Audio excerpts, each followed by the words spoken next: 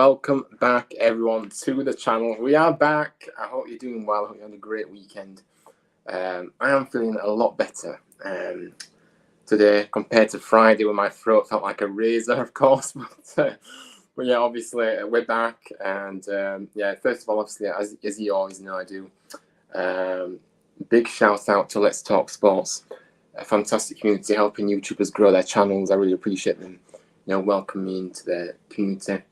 So yeah, go subscribe to them. We are live across different platforms tonight. So yeah, big, and like I said, please don't forget to like this video, subscribe, and we are on the road to 300 subscribers. I still can't believe I'm saying that, but we are saying it. So yeah, if you haven't subscribed already, please make sure you do. And as always, I love hearing from you in the chat as well, because you do make the stream amazing as well. So yeah, big up to everyone that's joining, and I hope you're doing well. But yeah, we have got some guests. Yeah, the word guest, we've got more than one tonight, which is fantastic. But yeah, let's get them in. So I'm going to get Tom in first, because obviously my regular guests here on the show. But yeah, sorry about that. That was the bad time in there. Good evening to you. How are you doing? Good evening, mate. How are you? Yeah, I'm not so bad, thank you. A lot better than... You've had your haircut as well? Yes, I've had a haircut today, so obviously I need to wash it, and then obviously it might look a bit bad. But yeah, yeah, I've had my haircut today, so yeah, it needed it as well. So yeah, but yeah, big up to you. And I don't know if I can... Yeah, hang on. And then next up, our new guest to the channel. I really appreciate him coming on. I appreciate the support that he's shown me on this channel as well. So yeah, let's get him in. So Ben, hello there, mate. How are you doing? Hi, I'm good. I'm very thankful to be here today, and yeah, I can't wait to get started. How are you? Yeah, I'm good, mate. I appreciate you coming on, and yeah, big up to you as well. So yeah, we're just getting into the comments before we start. Humbo, yeah, Humbo, just yeah, what a guy. Good evening, George. Good evening to you. I hope you're doing well, mate. Big up. And yeah, thank you for coming in again. George, I can always rely on you to come into the stream. You're always here. So big up to you, mate.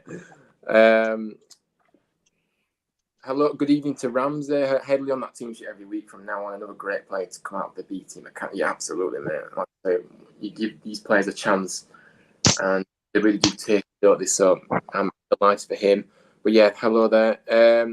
Hi, Manny, as well. Evening to you. I hope you're doing well. I'm sure you're very happy as well, because obviously Arsenal won this weekend. So, yeah, I'm sure you're very happy with that. And I love yeah, thank you very much, Manny. I needed it. My hair looked a mess on Friday when I was on the stream. So, yeah, I needed it. I always wait until the last minute to get it done.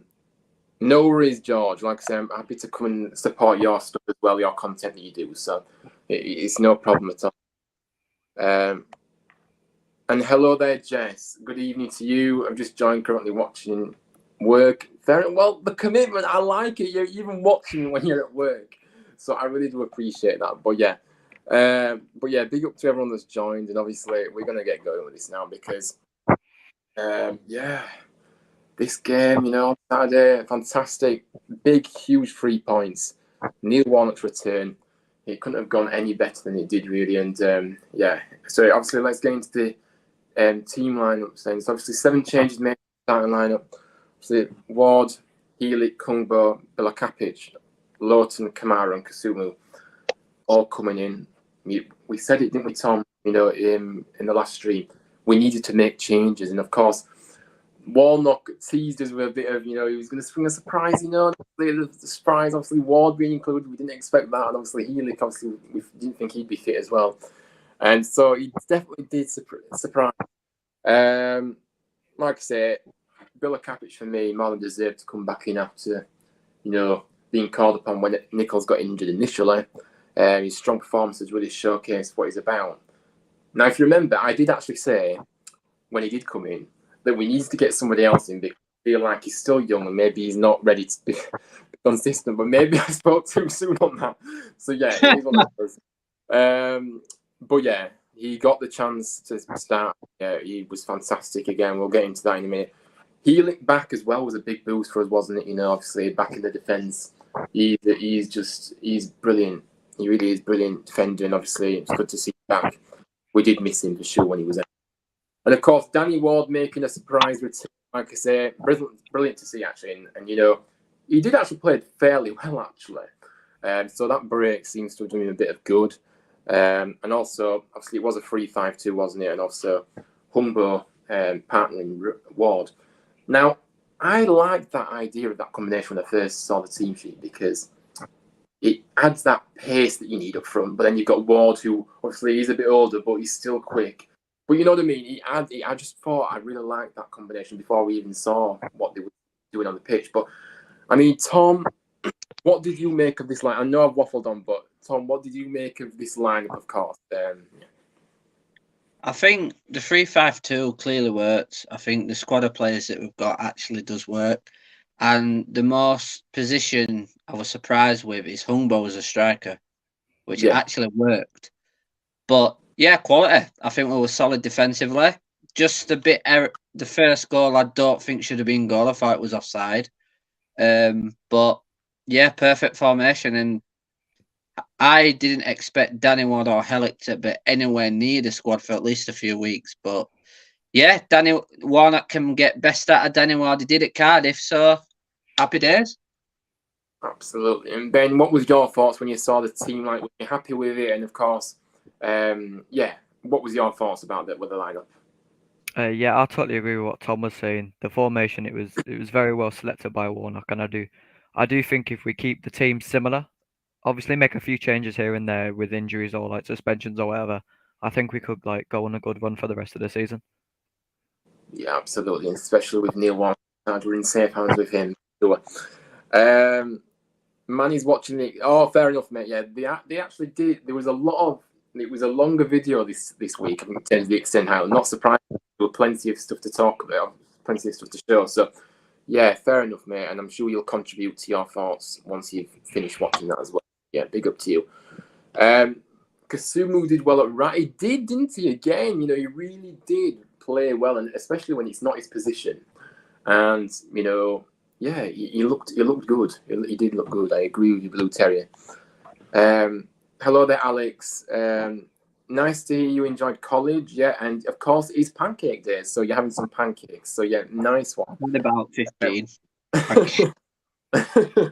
I have totally forgot about it, you know, until literally about half an hour ago. So yeah. Ramsey said if he's had that much of an impact within a day on the training ground, think about the impact he's going to have. Absolutely, Ramsey. And you literally took the word out. I was going to mention that later on, but you've literally just hit the nail on the head. I was going to say that, but yeah, absolutely, mate. One day on the training ground, and yeah, that's what he can come up with in a day. Yeah, imagine if we get some at Burnley. I mean, yeah, obviously we go into that game full of confidence, of course, and we will go there with a game plan. We will make it difficult for them, and yeah, like I say, we're going to compete. We're going to fight. We're going to give it a good go, and that's all you can ask. But yeah, let's see what happens there. We could get some sort of result against Bolton at the weekend. I'd see something from us on Saturday. Yeah, I mean, like I say. Yeah, it's one of those. But of course, Warnock does have a full week to prepare now. So, yeah, it'll be interesting to see what he comes up with this week. And of course, I'm sure he's recognised a few things in the game over the weekend. Obviously, looking to improve definitely defensively at times because we do look a bit shaky. Isn't Pancake Day on a Tuesday? Oh, Manny. Don't throw me like this. I thought it was today. So did I. No, guys, I got it wrong. It's tomorrow. I do apologise. No, it's tomorrow. I'll have to have more tomorrow then. I'll have to have loads tomorrow then. I'm sure my mum will do me some tomorrow. Oh, I thought it was today. But yeah. Blue Terry says if the lads are willing to die for each other, they can definitely get. Yeah, absolutely, mate. Like I say, it's one of those. We can go there full of confidence and we can just give it a good go. And of course, the unpredictability of the championship, anything can happen. So you just never know. And especially if we play like that, we've got a chance. But yeah, obviously, I just want to mention, obviously, Neil Warnock, when he walked out, obviously, the reception he got was incredible, wasn't it, Tom? I mean, it gave me goosebumps watching it, but also being in the stadium as well at the time. The atmosphere was electric, wasn't it? I felt emotional and goosebumps running through my veins, but I've never noticed in at least since Wagner's first home game, I've never known an atmosphere like that at all. Yeah, absolutely. And of course, he did get the standing ovation he deserved, Neil Warnock. And it was actually, it was emotional. It did get to me a bit, but and he did mention he was emotional himself, of course, as well. So yeah, Mark, good evening to you. I wish I could have gone to the game, but the atmosphere in the ground sounds so much better. Warnock worked his magic and got so much more out of the team. I had virtually given up on. Yeah, I mean, we all felt like that, Matt, didn't we? In terms of giving up, in terms of felt like we had no hope of staying up. But Neil Warnock's come in and it's given us all a lift. Not just the fans, but the players. The players have been given a lift, and Warnock is a very everybody knows who Neil Warnock is. He's highly respected like this. So the players responded to him, and thank you for coming in, Mark. So yeah, obviously, let's get into the game then, because obviously that's what we're here for. I mean, obviously, it was the worst possible start in terms of conceding the 6. Again, I feel like the defensive frailties were a bit there for this goal because it was too easy to get the crossing for me. Obviously, Troy Deeney was unmarked. Now, I know Tom, you said it was offside, but we're going to get into that in a minute. I felt like it was a full goal to concede, and I was just thinking to myself, here we go again. And but actually, we've seen it in the past, haven't we, in terms of the players, when we've gone 1-0 down in the past, the heads have dropped, everything, it's just gone, you know what I mean? But this time the mentality changed, they didn't let their heads drop and they kept going. And, we came back into the game, of course, as we know, and we did play some good football after that and responded very well. But yeah, Tom, you was mentioning the offside. Now I have seen the pictures of this, of course, of obviously the line, obviously where Deeney was stood and everything. You thought it was offside, but regardless, it was a bit of a poor goal to concede still, regardless of that. Oh yeah, that's the thing that I think the Warnock will probably work on next. I mean the positioning in when that came in of, I think it was Lees, he could have done a bit better. But we need to do better, basically. But I did thought it was offside. Yeah, it did look very close, but of course, the linesman couldn't even keep up with play on my side, so he was no chance of seeing it, and he was useless. Don't get me going on the officials, but Ben, what did you make of the goal? Because it was a big blow, wasn't it, to start? But how impressed was you with the fact is that the players kept their heads up and kept going? Whereas the ball, we've seen the heads drop quite quickly, haven't we, and just giving up on the game. Yeah, I mean Birmingham do really well to obviously do what they have to do to get the goal. It is controversial about the offside of what Tom obviously said, and I do think that with a bit more like positioning, like better with the defense, I think we could have stopped it. But it is what it is. But to see them not get their heads down and they looked composed even when it went in. Obviously, there's going to be a bit of frustration there, but they kept their heads composed and they kept going and just kept pushing forward. Yeah, absolutely. Yeah, I definitely agree there. And of course, Logan's in a new person to the channel. Thank you for coming in, by the way, mate. Town play very well. Seems very promising for the rest of the season. Great result against Birmingham. Yeah. But yeah, welcome on in, and thank you for coming in. Brilliant. Right, keep the comments a bit. You know what I mean? Because I don't really want. Right, Rich, good evening to you. And yeah, decent when it was more than decent when it was a fantastic, a huge win, a must-needed win. And but big up to you, Rich, and thank you for dropping by. When we went 1-0 down, I thought, here we go again. Ramsey, you and me both. I felt the same, and I just felt, oh gosh. I was feeling the worst. I mean, I know it was early on, but I still felt like, no, not again, kind of thing. And obviously, yeah, we just kept going. As Warnock said, it takes 1 second to score, and if you are giving up after 1-0, you won't be playing. Absolutely, a great comment, Blue Terrier. Yeah, Warnock is a man full of wise words, and he doesn't the mentality's completely changed in terms of Warnock won't accept players giving up, won't accept not players not giving the maximum effort because you've got to die for 3 points, as he said. He's famous that he said, but we did. You've got to do it. But yeah, thank you for that, Blue Terry. Now, yeah, obviously, as I said, we did respond well actually to going 1-0 down. Obviously, a chance for us. Obviously, Ridonia with a free kick. The keeper actually their keeper seemed to fumble this, and it does fall to Kamara, who hits the post. That was so unlucky. That I thought it was in, but it was one of those. But then obviously, the goal. Let's talk about the goal.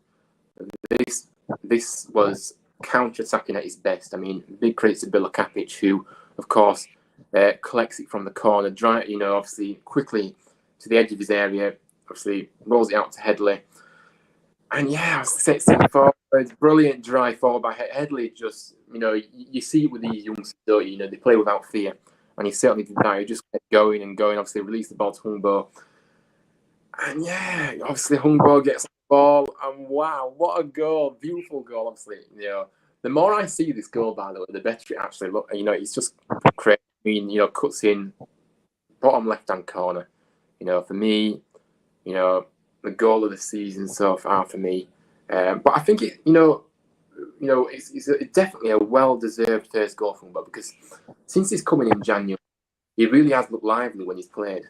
And, of course, he did get the goal, and what a goal to start with. But big credit to Headley and Bilakapic, who started the move.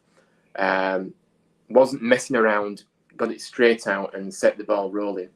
But, yeah, Tom, what did you talk me through this goal? Because, honestly, I hope I described it very well there, but it was amazing, wasn't it, this goal? Unbelievable tackles from everyone in that counter-attack. I mean, Bilakapic especially, how quick he wanted to set the attack going straight away. And Shaheen Headley, the players he took on, some of the skills, but the finish from Hungbo. Top bins, eh? Oh, no, it was a beautiful strike. I mean, Ben, what did you make of the goal? We haven't played at speed for most of the season.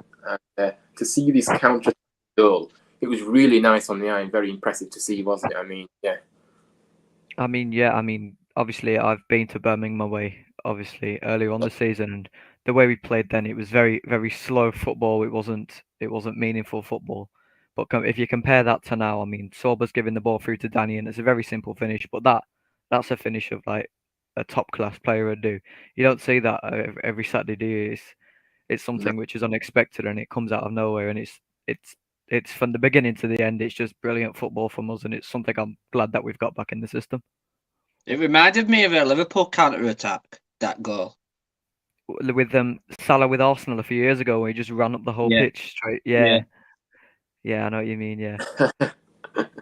Well, yeah, it was literally just makes me smile thinking about it. But yeah, like I said, spot on. To be fair, like I say, it was just a joy to watch this goal, and of course, brilliant response. Going 1-0 down, of course, and Hungbo for me, he's underrated. Hungbo, I think he's a very good player. And of course, he has been given a chance here on loan for the rest of the season. But I just think that he's a very good player, and I think the fact that we did get rid of Sorba, I think Hungbo is 10 times better than Sorba, especially this season anyway, because Sorba was terrible. But yeah, Hungbo seems like we seem to have done made a good move here with him, of course, and then obviously Sorba going out, of course. So yeah. But yeah, good evening, Daniel. I hope you're well, mate. Yeah, brilliant win. Like I say, we did deserve it, didn't we? We did deserve the win. And I hope you're doing well. And thank you for coming back again. Manny says, still think that Ruffles' effort is better, mate. I don't think so. I don't think so, Manny. I think this goal had it all, especially from the build-up to the goal. I know what you're saying. Ruffles' goal was very good earlier on in the season. but I just think this had something more special. It was more special the way the build up, obviously the goal. But yeah, I get what you're saying. And to beat a goalkeeper like Ruddy's quality as well. Yeah, absolutely. And of course, if you look at the strike, it was right in the Ruddy had no chance because it was literally in the side netting. You know, it was pinpoint accuracy that. But yeah, yes, I'm feeling a lot better, Daniel. Thank you. I am feeling a lot better now. But yeah, Tom, you're well, aren't you? And obviously Ben, you're fine. I'm very good, very well. We're all good. But yeah, so yeah, obviously, yeah, hang on. Yeah, and then obviously, I've lost my notes because this is just.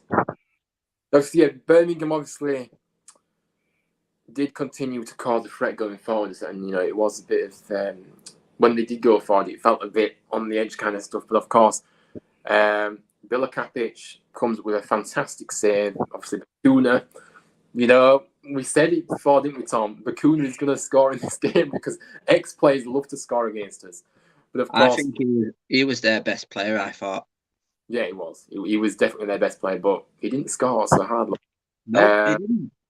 But yeah, defensively at times it was very shaky for me, and actually, we did give Birmingham far too many chances, I think, to try and go ahead before we obviously got the goal. But yeah, a fantastic save by Bilakapic, and you know, and showing his quality, getting down quick, and yeah. But obviously, the second goal, another fantastic. Again, Bilakapic involved, brilliant kick upfield. I mean, I can't believe he spot that so quickly, by the way, as well. But it was a brilliant ball upfield. Headley, you know, had a lot to do from that moment. Of course, you know, controls it very nicely, and takes it into the box. What a strike this! I mean, what a fantastic goal. I mean, Tom, talk me through this goal because again, it starts with the goalkeeper doing what he needs to do and getting the ball out quickly and finding that pass very quickly. You know, it was impressive. Improvisation from Bilakapic as well to thump it upfield like that, but the pace, the skill, but the finish and the noise off the post. Yeah.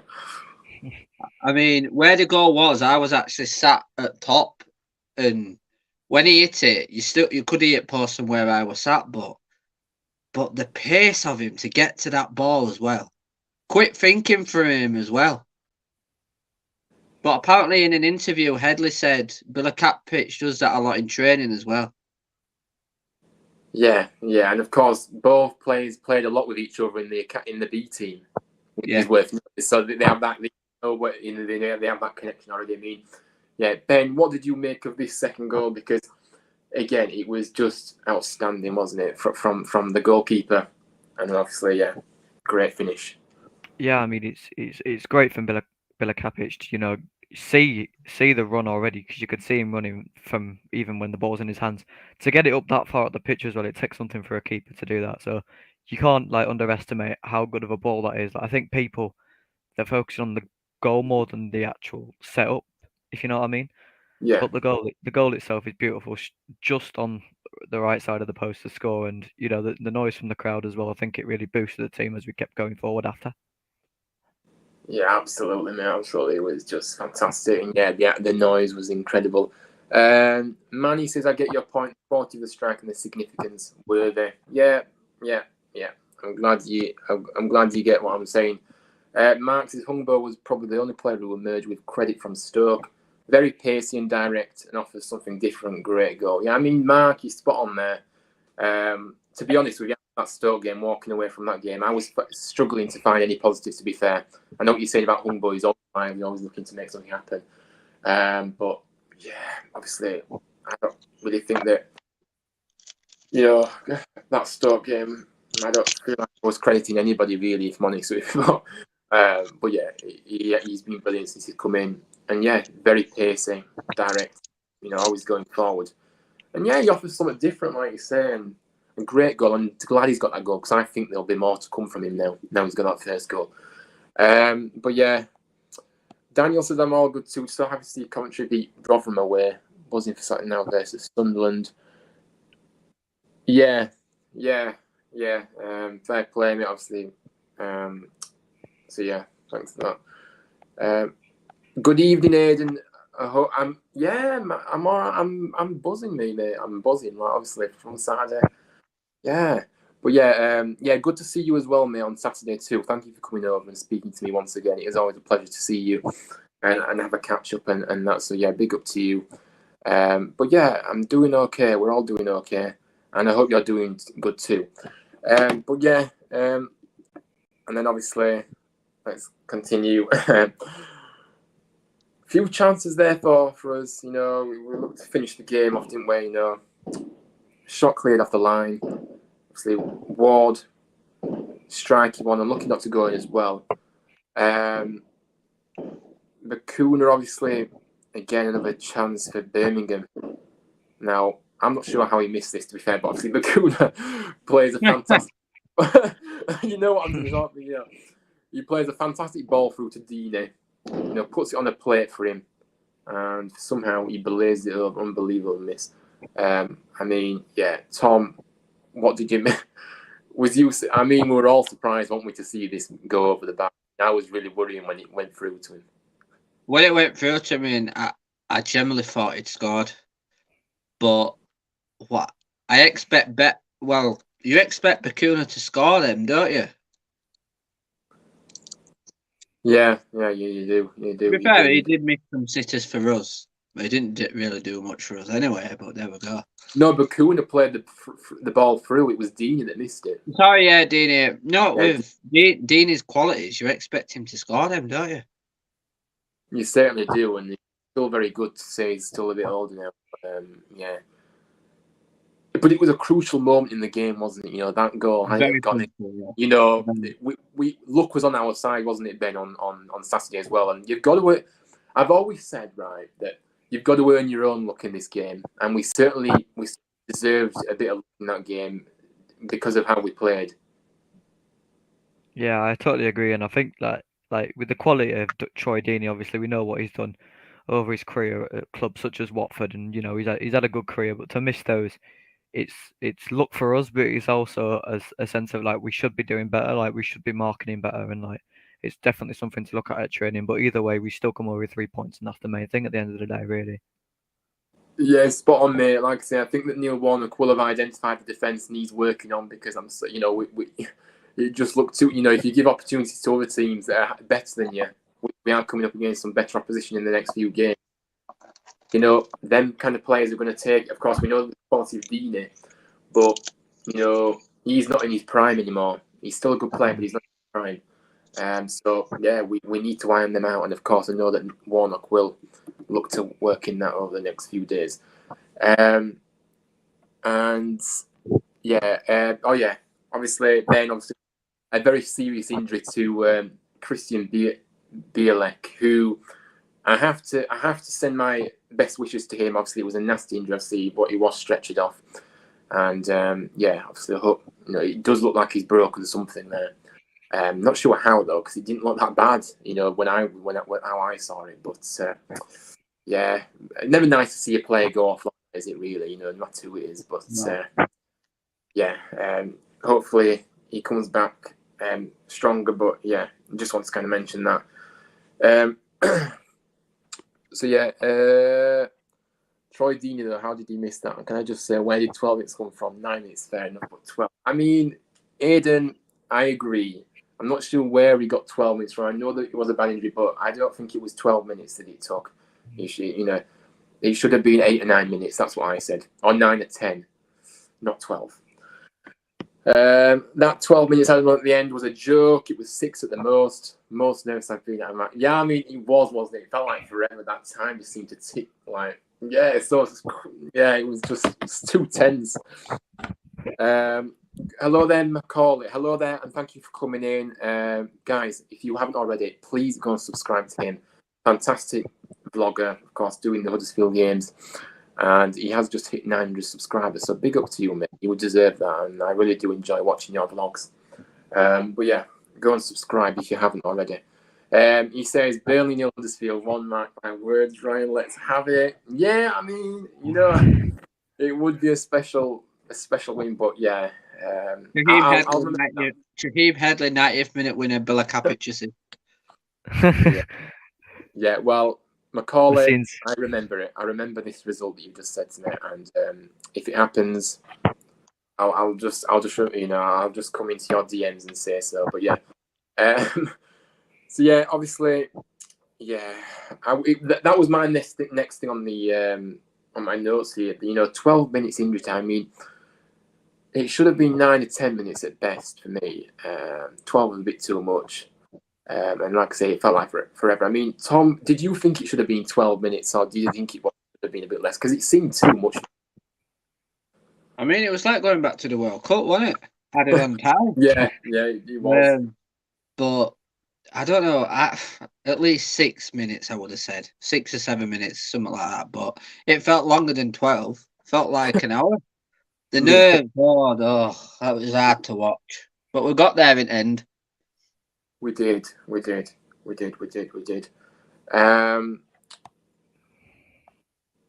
Aidan, we are in the championship. Anything can happen. So listen, don't I know you may not be feeling it, but listen, it's the championship. We're on the back of a good win. We've got Neil Warnock in charge. He knows what he's doing. Trust him.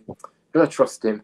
Yeah, I just feel like even if we don't win, we know we're going to give it a good go, and that's all we ask. I go back to it. That's all you ask, and we know we're going to give it a go and make it difficult for them. If we beat Burnley and Warnock, and I mean, to be fair, I mean, if he manages to keep us up, it'll be the biggest achievement he's ever done, and we will, build a statue of him, because he is just a legend, and we really do appreciate him coming back. And yeah. Didn't have to come back, but he did it because he wanted to help the club, and that shows how much he cares about this club as well. Keeps us up, have him for the season next season. Yeah, I mean, it's one of those. Yeah, obviously when the final whistle went, the roof took off. The noise, absolutely fantastic. Huge 3 points. Yeah, I mean, special mention to the atmosphere and sound. I mean, from the very first minute though, wasn't it? It was fantastic.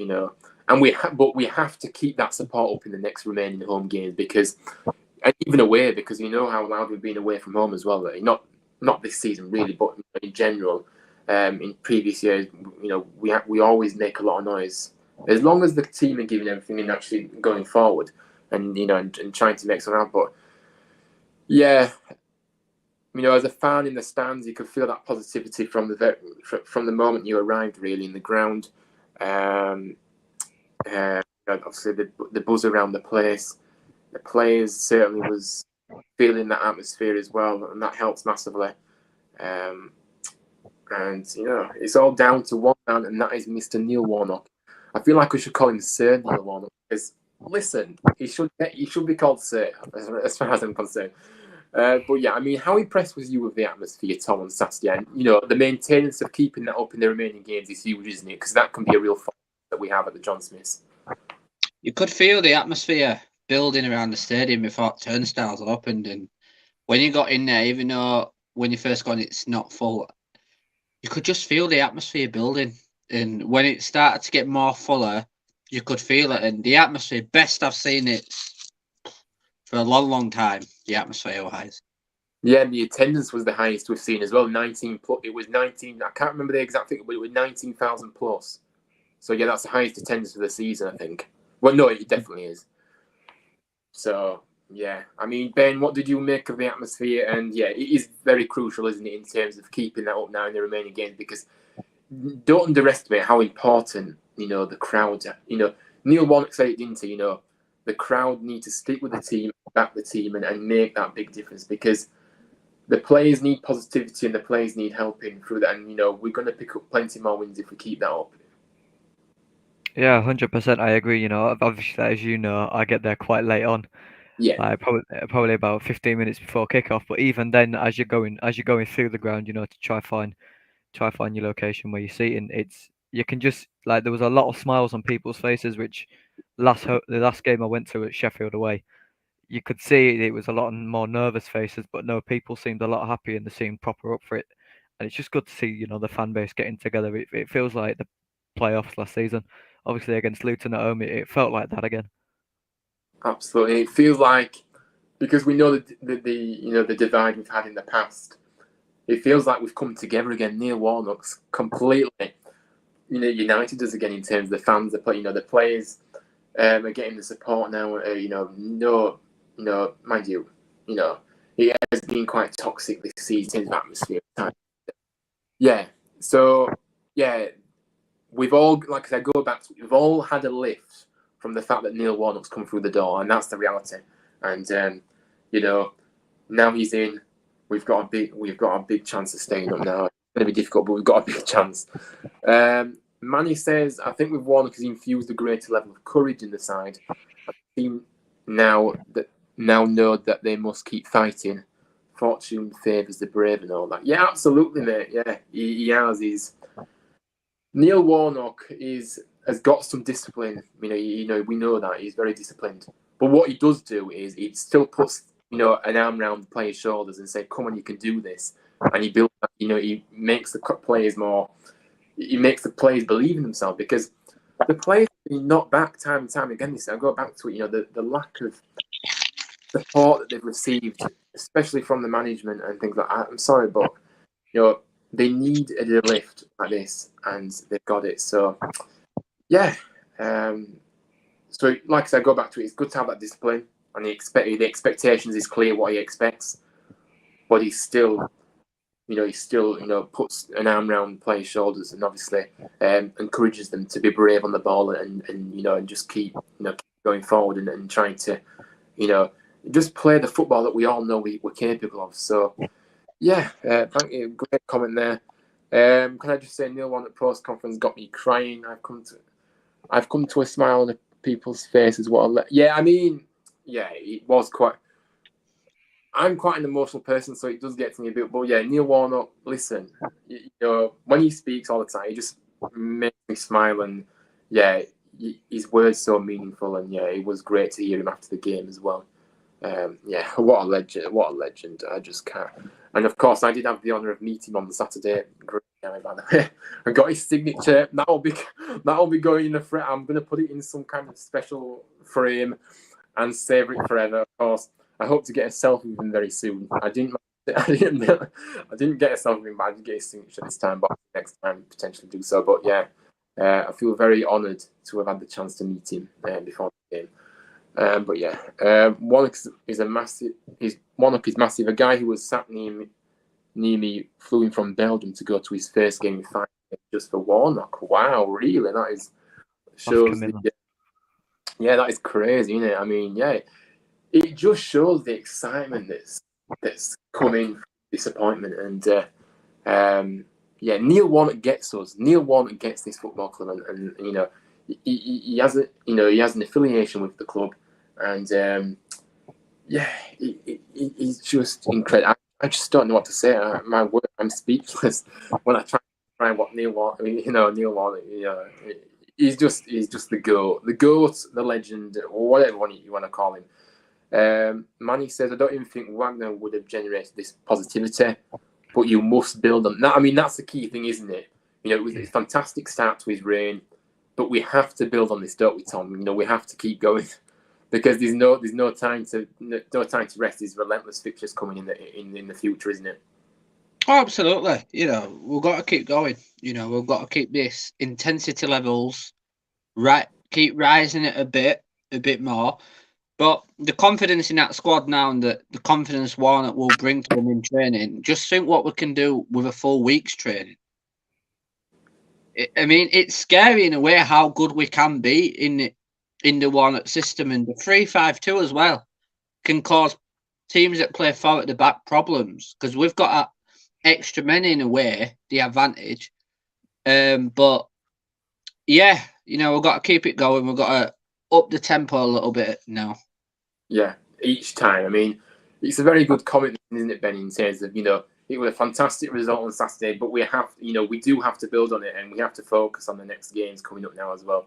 But it is a great start to Warnock's reign, of course. Yeah, I mean, we can't let it get to our heads, not just as fans, but the players as well. We can't let it get over us. But I disagree to some extent with what Manny's saying about Wagner. There was Yeah, certain games I went to during Wagner's reign where, especially in the Premier League, against like teams like the Big Six, for like Man United when we won 2-1. Even then, I'd say we generated a very, very good atmosphere. And even in the Championship, like the last time we played Leeds at home with Wagner, like for me, that was probably one of the best games of football I've seen us play. Just because obviously it's a rival, and with the scenes that it was of an 89th minute winner, I do think it's on par with that how Warnock has just brought the fans together. yeah, I understand. I definitely understand what you're saying, but I think what Manny's trying to say, that when Wagner came in, no one really had heard of him, had they? So they didn't really know Yeah, what to expect. yeah, So everyone knows Warnock. So Warnock's come in, and we know what we're going to get with him. So the positivity is lifted literally in the build up to this game. Since he got appointed. And I think that's what he's trying to say. I don't think he's trying to see. As time went on, Wagner obviously, yeah, there was so much positivity when he was in charge. But initially, we weren't really sure what we was getting with this guy because we didn't really know him, did we? So, yeah, I think that's what he's trying to say. But yeah, Ramsey says Saturday was the first time this season I've stayed to clap every single player off because every single one of them deserved it. Yeah, mate, literally, I was literally there. I was just lapping it up, and I did stay right until Warnock went down the tunnel. Of course, obviously Warnock came round as well. But yeah, I just was buzzing, So yeah. But yeah, they did deserve it, didn't they? They did. 100%. Yeah. I swear we should have had a penalty in the second half. I mean, yeah, Radoni. I mean, yeah, I missed this. Radoni's challenge, that was a penalty, wasn't it? I mean, who else thinks it's a penalty? Yeah, I totally agree. Yeah. It was, but like I said, that referee, it was a big struggle for him to give us a free kick, let alone a penalty. So I didn't expect him to give a penalty. But yeah, I wasn't a big. As referees in the FL for you, it doesn't matter what league it is. I think English referees are the worst referees, and I think what should happen with referees is they should bring them in from other countries, so then there's absolutely no bias because every referee, no matter what game they manage, they're gonna prefer one team over the other, aren't they? Realistically, so it just depends on what referee you get. Yeah, absolutely spot on, man. Of course, we know the EFL don't like Huddersfield Town, and you only have to go back to the playoff final to see they don't like. So yeah, it is one of those, and I do agree with that. Obviously, the refereeing in this country is awful. So you do need to be doing something about this because and the biasness of this the system as well. But yeah, good points there. To be fair. But yeah, thank you for reminding. Yeah, obviously we probably would have mentioned that more had we have not won. But of course, 100%. But yeah, but that doesn't excuse it. We should have had a penalty. But yeah, Manis, is great how you were able to beat the Birmingham team, which actually is brimming with Premiership experience. Not to mention next Terry and Janino Kuna. Any memories of him? I mean, Tom, what is your fond memories of Janino Bakuna in a township? I mean, I think he scored a rocket of a goal. It was just before all this COVID stuff started coming about. I think it was Charlton. He scored an absolute rocket of a strike, didn't he? That's the only. I remember that. Yeah, good strike. But half of the time he's got sent off most times. I mean, Ben, do you remember a particular memory, with Janino Bakuna in terms of when he was at town? I mean, like Tom said, obviously Charlton, but I remember the season we came down when he was playing with us. Hull at home, we beat them 3-0. Him and Carl and Grant, the link up between them two on that particular day, it was just something like it was Premier League-esque in a way. Obviously, I know we'd just come down, so we still had the talent in there, and obviously, you can't deny he's a very good midfielder, but it is what it is. Players come and go. You can't help that, but we've got to move forward. Build the squad up with all the youngsters that's coming through, and just keep playing like we did against Birmingham. Yeah, absolutely. I think that for me, I definitely, my memory isn't that great. I mean, I know that's worrying, but unfortunately though, what I remember, especially towards the end of his town career, obviously, I mean, to me, he did shine in the odd game, but I feel like his attitude was a big thing for me, and I think that he was very poor with his attitude at times. Not denying I'm not saying he wasn't a quality player, but I just think his attitude let him down a lot here. And I think, unfortunately, that's okay. You have brilliant moments, like you said, Tom and Ben with yours as well. But I just feel like the overriding emotion for me is that, yeah, his attitude just wasn't at it at the time. He felt like he was bigger than everybody else and felt like he was better than everybody else. And that's not really, football's a team game. We know this, and you can't afford to be, to be very selfish in that way. But yeah, obviously he did score some good goals for us, so fair play, but not enough goals. And of course, like I say, his time towards the end, I wasn't really unhappy to see him go. To be honest with you, that's how I see it anyway. But yeah, like I say, it was good how we was able to beat this Birmingham team, and especially with they've got some good players, like you say. Edinton's Bila Kapic, yeah, the heart emojis needs to start every game. What keeper, absolutely, mate. Which goes into our play ratings time, which is one of my favourite parts of the show, of course. So how are we going to do this? I'm going to go first, and we're just going to go around, and of course, you give me your ratings and maybe why you've kind of given that rating. But yeah, obviously, Bila Kapic in goal, obviously. For me, I've given him an 8. I think, not much he could have done in the opener.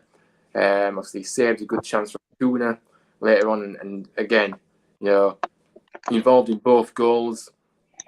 And yeah, his quick distribution was very impressive.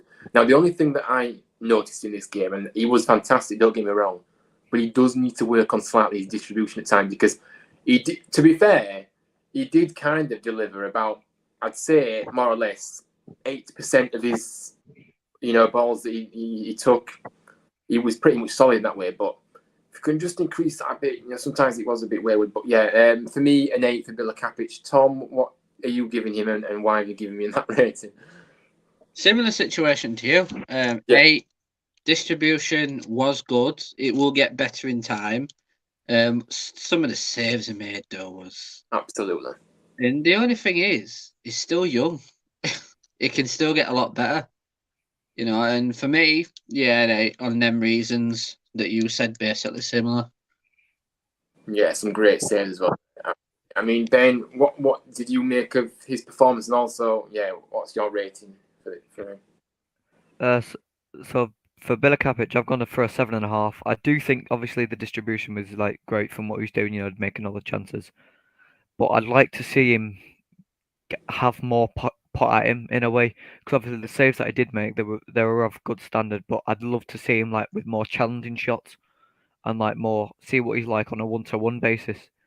With obviously, I know it sounds quite like, oh, we could concede on like if it's 1-on-1, but at the same time, he needs that test, to prove himself. Because obviously we know what Nichols can do, and it's a shame he's out. But as long as he keeps his head in the right place, he doesn't make too many mistakes, I think he'll do well for us, and I think only time will tell for him to get better. Yeah, absolutely, and I think that he'll give me the confidence the world good having a performance like yesterday as well. Not yesterday, Saturday. Yeah, just keep building. And like I said, like Tom said, he's still young. He's still a young keeper, and we've got to look after him and make sure he develops into the football that, for me, I think he's going to be a fantastic keeper in the future. He's only going to get better, and yeah, a big future ahead of him for sure.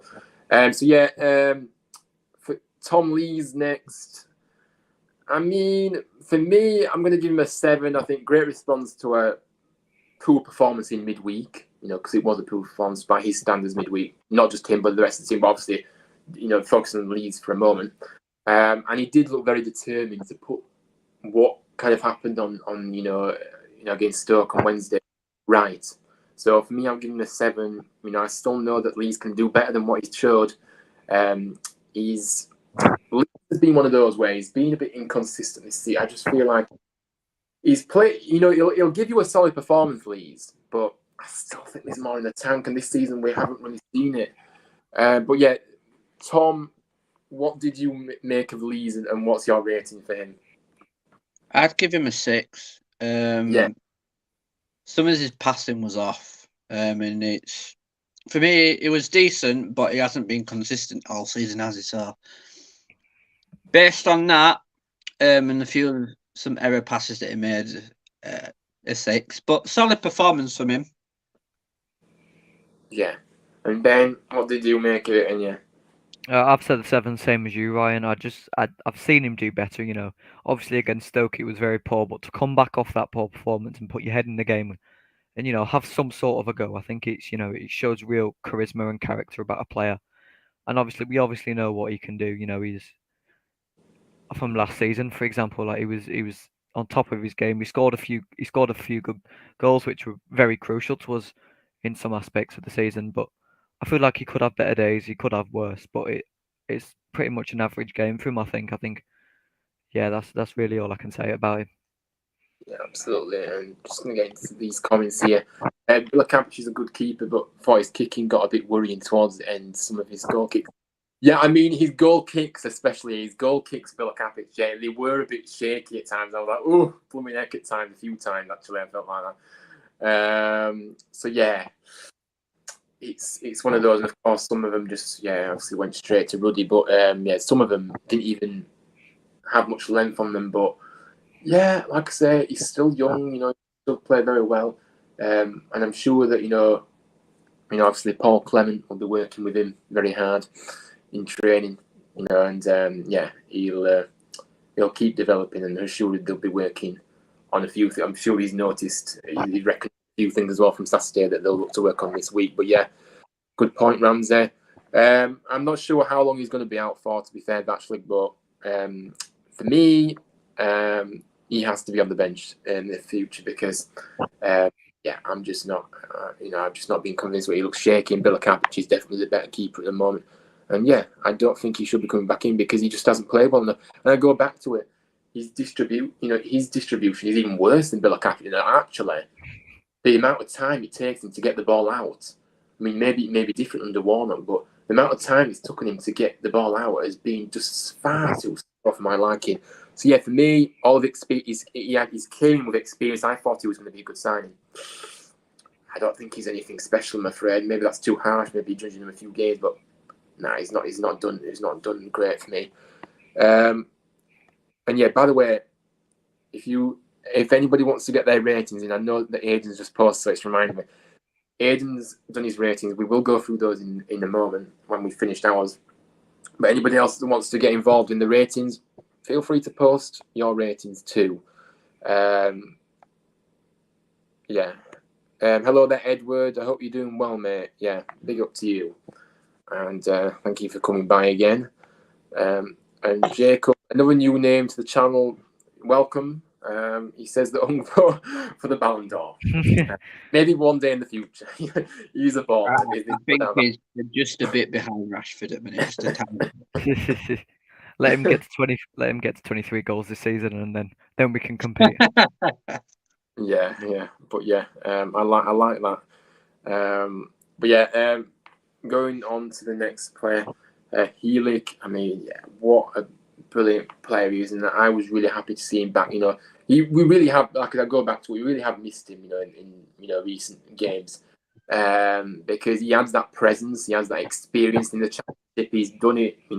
Plenty of time in the championship. Obviously with Barnsley, we know he was at Barnsley for quite a while, but he has been really good, and he's been probably especially from last summer, one of the best signings that we've made last summer in terms of somebody that with pedigree and someone that we know what we're going to get with him. So for me, yeah, on Saturday, I'm going to give him a 7. He did come back into the side after injury, and for me, he didn't really put a foot wrong, really, in my opinion. I just think he looks solid, and you always know that you're going to get a solid performance from Helik. I think he was good. Tom, what did you give him and why? 7.5. I thought it were solid. Shocked that it was in the starting lineup. I wouldn't even thought it was fit enough at bench or out.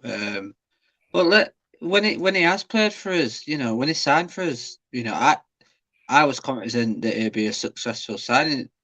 I'd say it's probably our best centre back this season.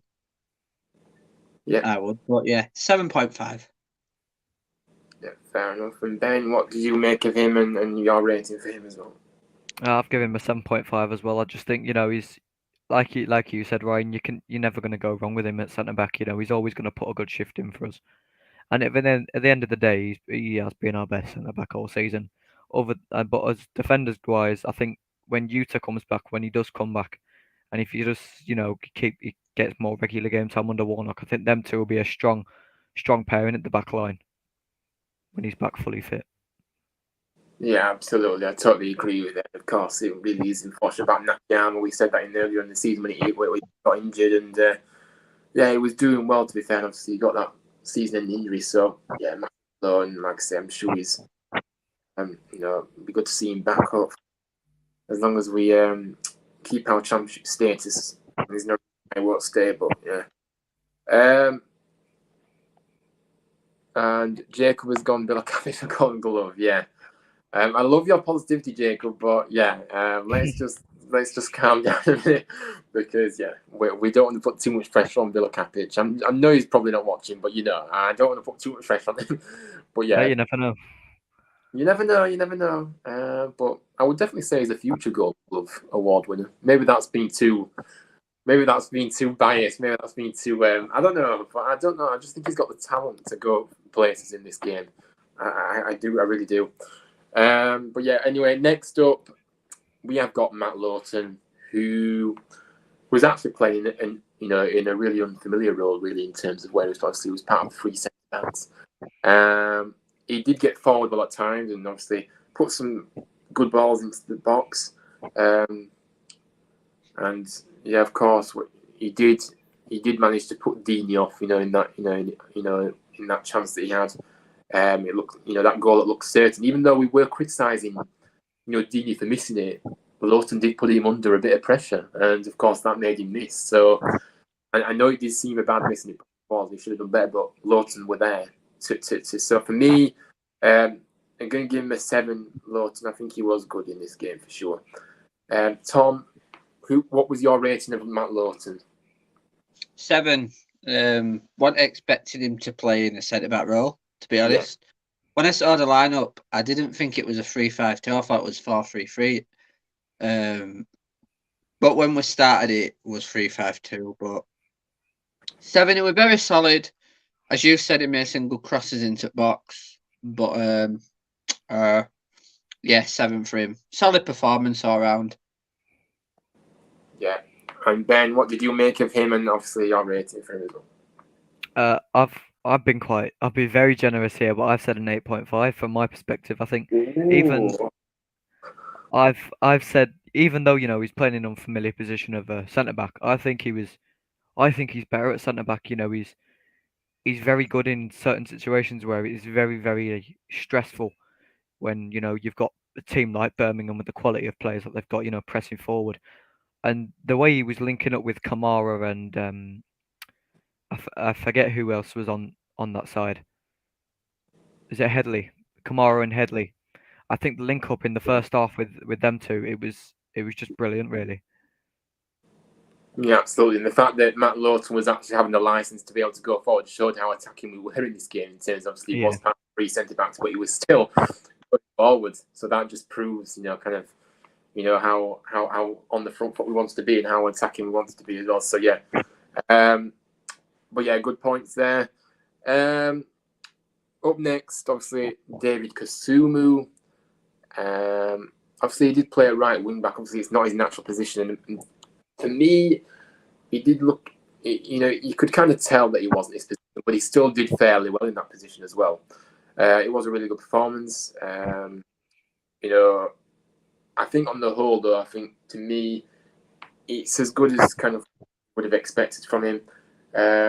It will certainly be interesting to see how it develops in terms of starting lineups in the future. Because even though Kasumu, obviously, I prefer him in the middle, really, for me, but obviously he played the wing back role, so I'm not so sure if that's his position going forward. But he did a job for us in this game.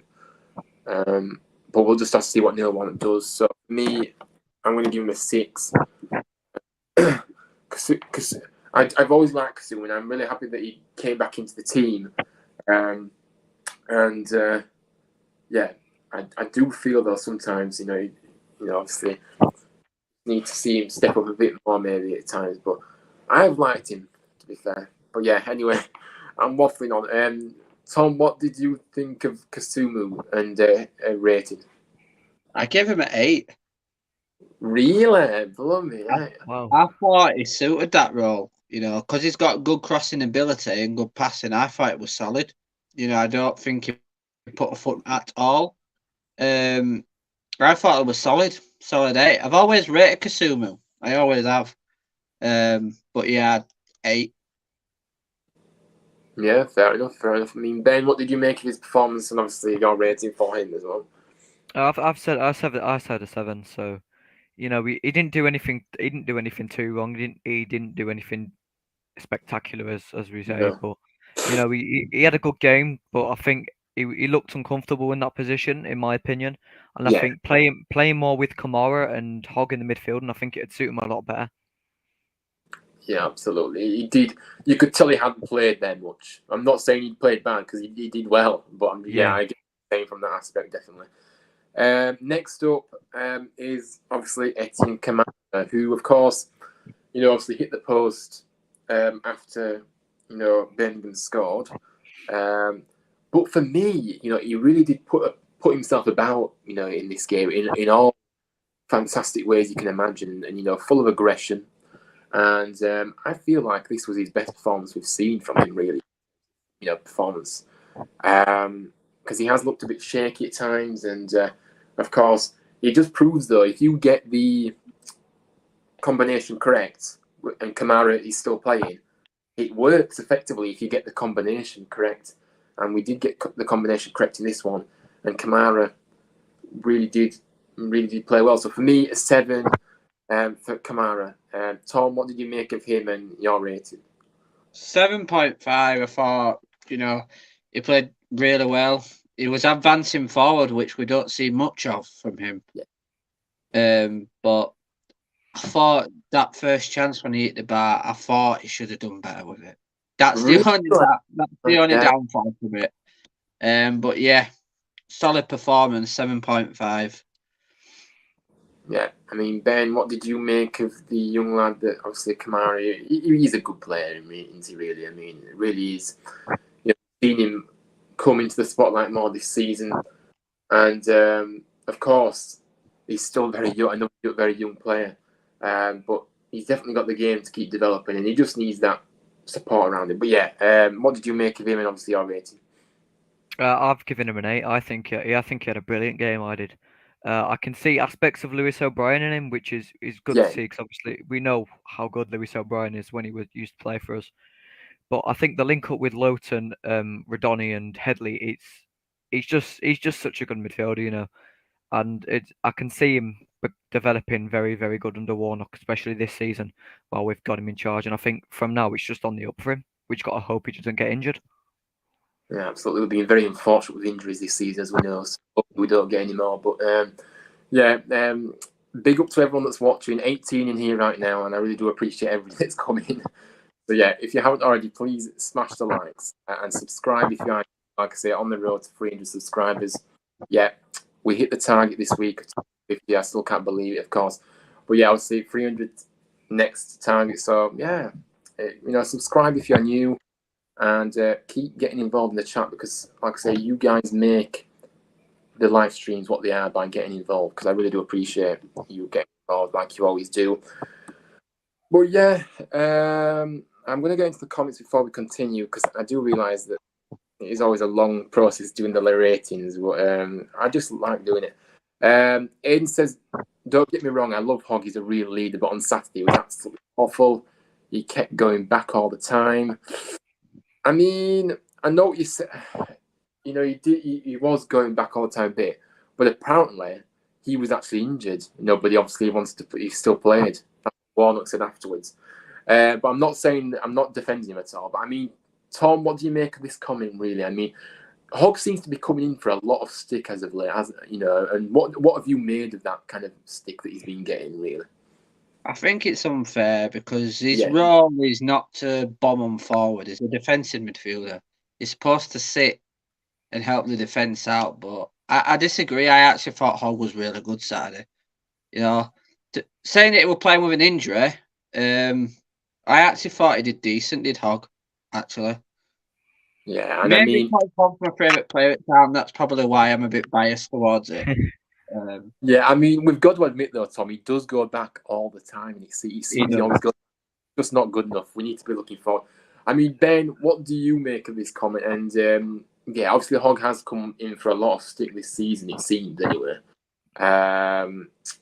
Yeah, what have you made of him this season? Also, do you think that this stick has been harsh, or what is your thoughts on it overall? I think every player deserves a bit of stick in points in the season, but I do think people have been a bit too harsh. He's the captain at the end of the day. He's under a lot of stress, and especially on Saturday, playing with an injury, it's tough. I've done it before. It's not easy, and at the end of the day, I do feel like you just need to let him do his thing. He's doing his best for the club at the end of the day. You know how much he loves the club. He's been here for such a long time. He's been with us even in the Premier League. He didn't even leave then. It just shows how much commitment he's got to the club, and people have been too harsh. But on Saturday, in my opinion, it wasn't the best of his games. Even with an injury, I still think he's had better games. Yeah, absolutely, mate. I agree, and I have always been a big admirer of Hogg, and obviously what he's done for the club, and obviously being at the club over 10 years now, and yeah, he's a legend. He's a legend, and for me, I agree with you all. I think that it has been too harsh, and yes, I know he goes back a lot, and I know that's frustrating at times, but it's not just been him that's been going back a lot as of late. Let's be honest, most of them have been going backwards a lot and sideways. So why we have the audacity to, as fans to call him out more than anybody else, it seems. But yeah, that's my view on it anyway. You know what, from the Stoke game and then to the game on Saturday, we have improved. Yeah, I mean, the contrast is just, there's not even the comparison, is there, George? I mean, you spot on there, mate. It was just like watching a different team. I just couldn't believe my eyes. But yeah, Blue Terrace is glad to see Tyree Simpson back. He did, to be fair, when he came, and he did put himself about. And of course, he did get us off our seats a few times as well. And he's at such a he's still another player young, and he's he's a good player to have from the bench. I don't think he's a starter, but I think he's a good player to come on off the bench and really see out a game for you. So yeah, fantastic to see him back, and of course, Emery did look solid. And of course, Dan is in the chat and teasing us ahead of Saturday. Obviously, a Burnley fan, and Dan, we will just see. We'll just see. There's no limits. There's no limits. Yeah, there's no limit. And of course, I see Burnley fans already thinking, "Ooh, this game's won already." Well, let me tell you something. Don't be too complacent, because So yeah, we'll just see. I'm just going to let the football do it. Of course, I have got my preview coming up in the week, and of course, I am going on Dan's channel on Thursday. People, if you are free Thursday, come and tune into Dan's channel. I'll be going live with him on Thursday, on his channel, and then obviously he'll be coming on mine on Friday. Time to be confirmed. So yeah, stay tuned for that. I will of course post. Neil Warnock Masterclass Saturday, Dan. You watch. You know what? I think we'll do really well. I think we'll get 3 points out of it. I think just because with the win against Birmingham's a game it was a must win at this point. Losing to Wigan and losing to Stoke, they were all must win games, I should say. And Blackpool as well. It was silly to lose points against Blackpool, but the win against Birmingham, giving us that 3 points, it boosts the morale of the team. And I think going to Burnley, knowing they're top of the league, flying away with it, they're gonna win the league. We cannot deny that. I think it will throw them off with some very positive energy, and I think they're just gonna go for it, give it the ball, and I reckon we'll come away with a 1-0 win or something. It'll be close, I reckon. To be fair, they didn't play their best against Luton. They only beat them 1-0 as well. Yeah, I watched the highlights this afternoon. I was just going through all the games this afternoon, watching the highlights. They didn't look as good as what I've seen them play. Yeah, absolutely. But they've done that in a numerous game, because the game they was on before that, I watched that game because they were on Sky. I forgot, was it against Watford? And they didn't look the best in that game either, but they still managed to grind out a point. Of course, they managed to win over the weekend as well without playing their best. So, but obviously, yeah, I agree with what you're saying. We'll go there with a game plan. We'll make it difficult for them. And even though they are running away with the league, there is still pressure on them, and the pressure is all on them on Saturday for me. Neil Warnock will have a plan, and we will. I trust him, and I do think that we're gonna. Anyway, I'm not gonna say too much, but I'm feeling a lot positive now. Neil Warnock's here, and we know we're gonna give it a good go. But you just never know in football. Yeah, I don't want to say too much because obviously I will be doing my previews later in the week anyway.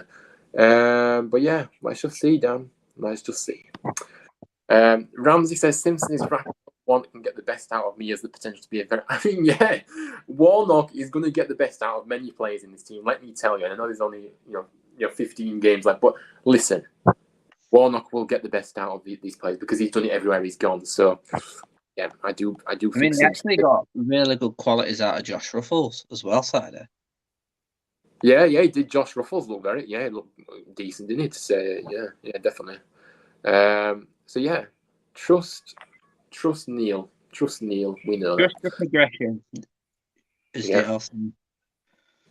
Yeah, and of course the fantastic chant we got for Hoggy, which we love to sing. Thank you for that, Blue Terrier. Classic tune there. I love it. Manny says, I agree with you a lot on Hogg. He's the heartbeat of the team, and as long as he's performing well and to his role, it can only be better for the team. Captains seem to be fair game these days. I mean, yeah, he's a big part of this team, and when he's not there, you soon realise he's not there as well. So, yeah, spot on there, mate. Spot on. Hogg is irreplaceable, but he's 33 now, and he's bound to start slowing down soon. I know he'll never be properly replaced, but I think we should start looking for the closest thing to him for the future. I think we've got some players coming through, to be fair, that could potentially. I can see Kamara. Pardon? I can see Kamara being a little bit like Hogg, with taking on the captain's armband. I think if he stays for like the same amount of time Hoggy has, I think Kamara will take the club quite far. I don't think we'll go to the the extent of winning the Premier League, for example. I think that's like a bit. I mean, it's not out the extraordinary. Leicester done it, but I do think that we could get to the Premier League again with players like Kamara and obviously Headley and Hungbo if we sign him on a permanent next season. I do believe that we can do really well and give it a full push. Yeah, absolutely, mate. Definitely. I'm looking forward to giving Warnock some rubbish. It will be a great game, though. Whatever the result, just realise he won't be able to use Lawson against his parent. Yeah, I mean, yeah, we know. Shame on Burnley for not letting us. They should have been a clock. You should have. You should have done that in the clause. You should have just said, you can play against us. But listen, you can give Warnock as much stick as you want, but he's heard it all before. He's like he don't care. He don't care that about. He don't care to abuse, does he? He's not bothered. No, he's used to it. Of course, he is. He confirms it and he gives it back. Yeah, he does, and I just think that the amount of times I looked over, obviously, saw him on touchline, on Saturday. You could hear him from my side, of course. Before the fans to liven up as well. Yeah, I saw that. I read the fans. Yeah, I'd love to see that as well. That's great. But yeah, let's be honest. Burnley have bought the league. Not many get a result there because it's a lower end Premier League quality team. Ramsey says. I mean, yeah, they have spent a hell of a lot of money, haven't they, Ramsey? And I do agree with you there.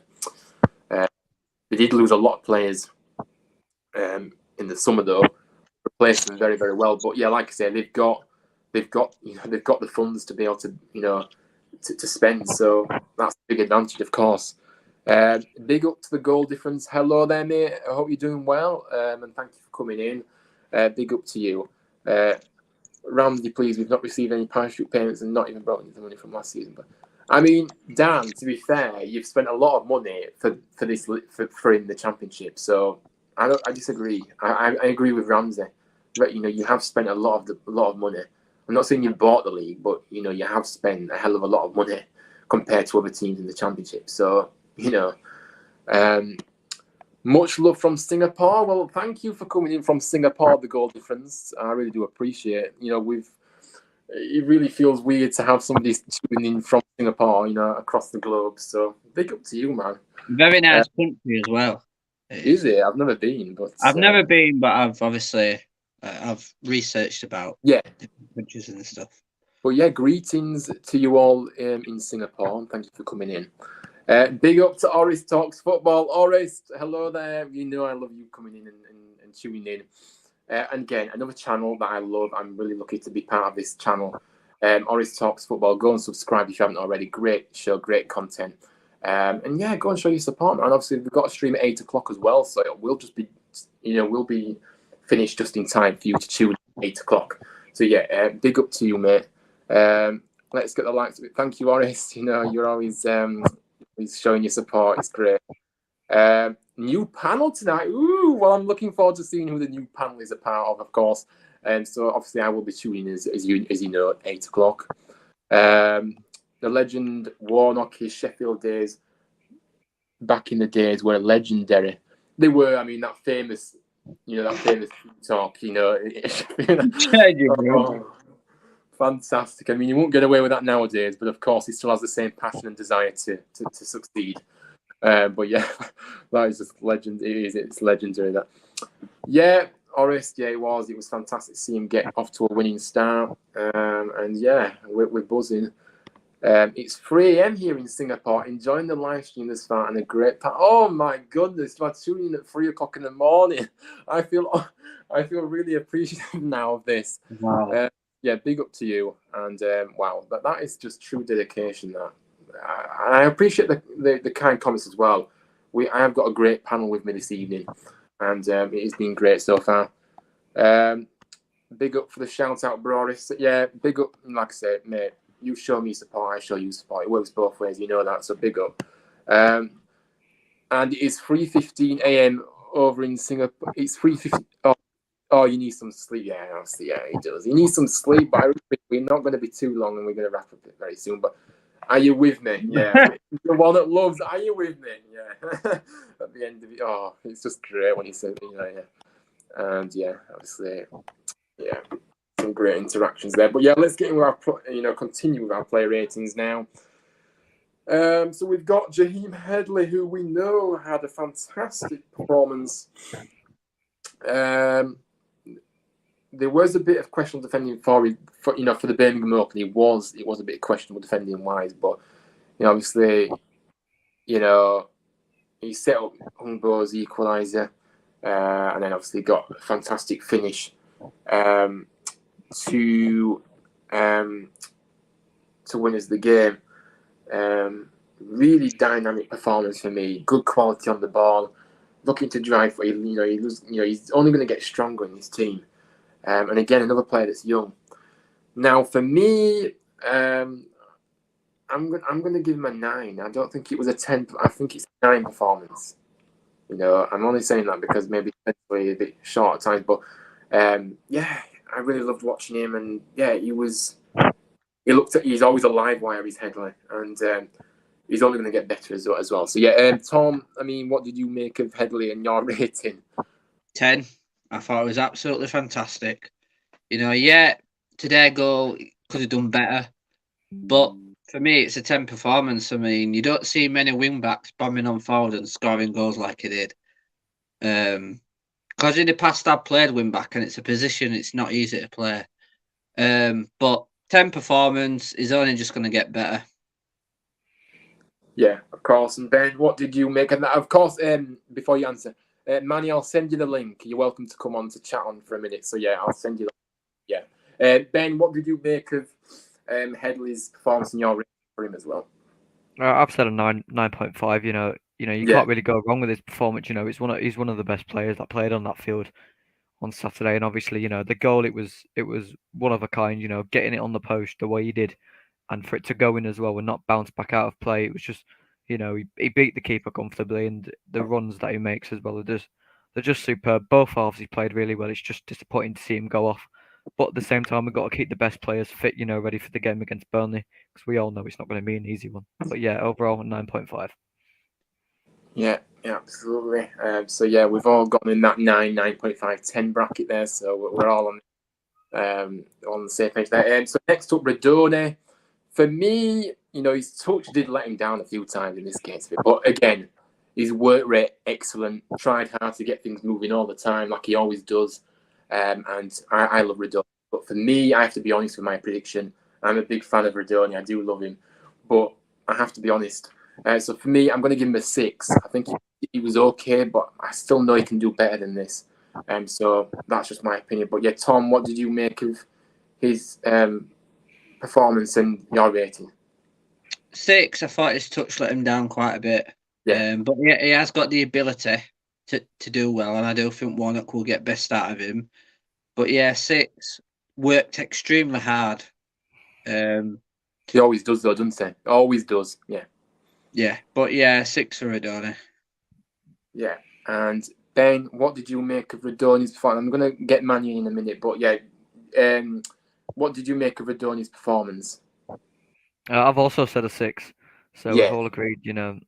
I've seen him put a shift in, a fair few times, where he's played better. But Birmingham, you can't lie, they've been up and down this season with the performances, and at the end of the day, I feel like they give it us in the midfield yesterday. They caused a bit of problems.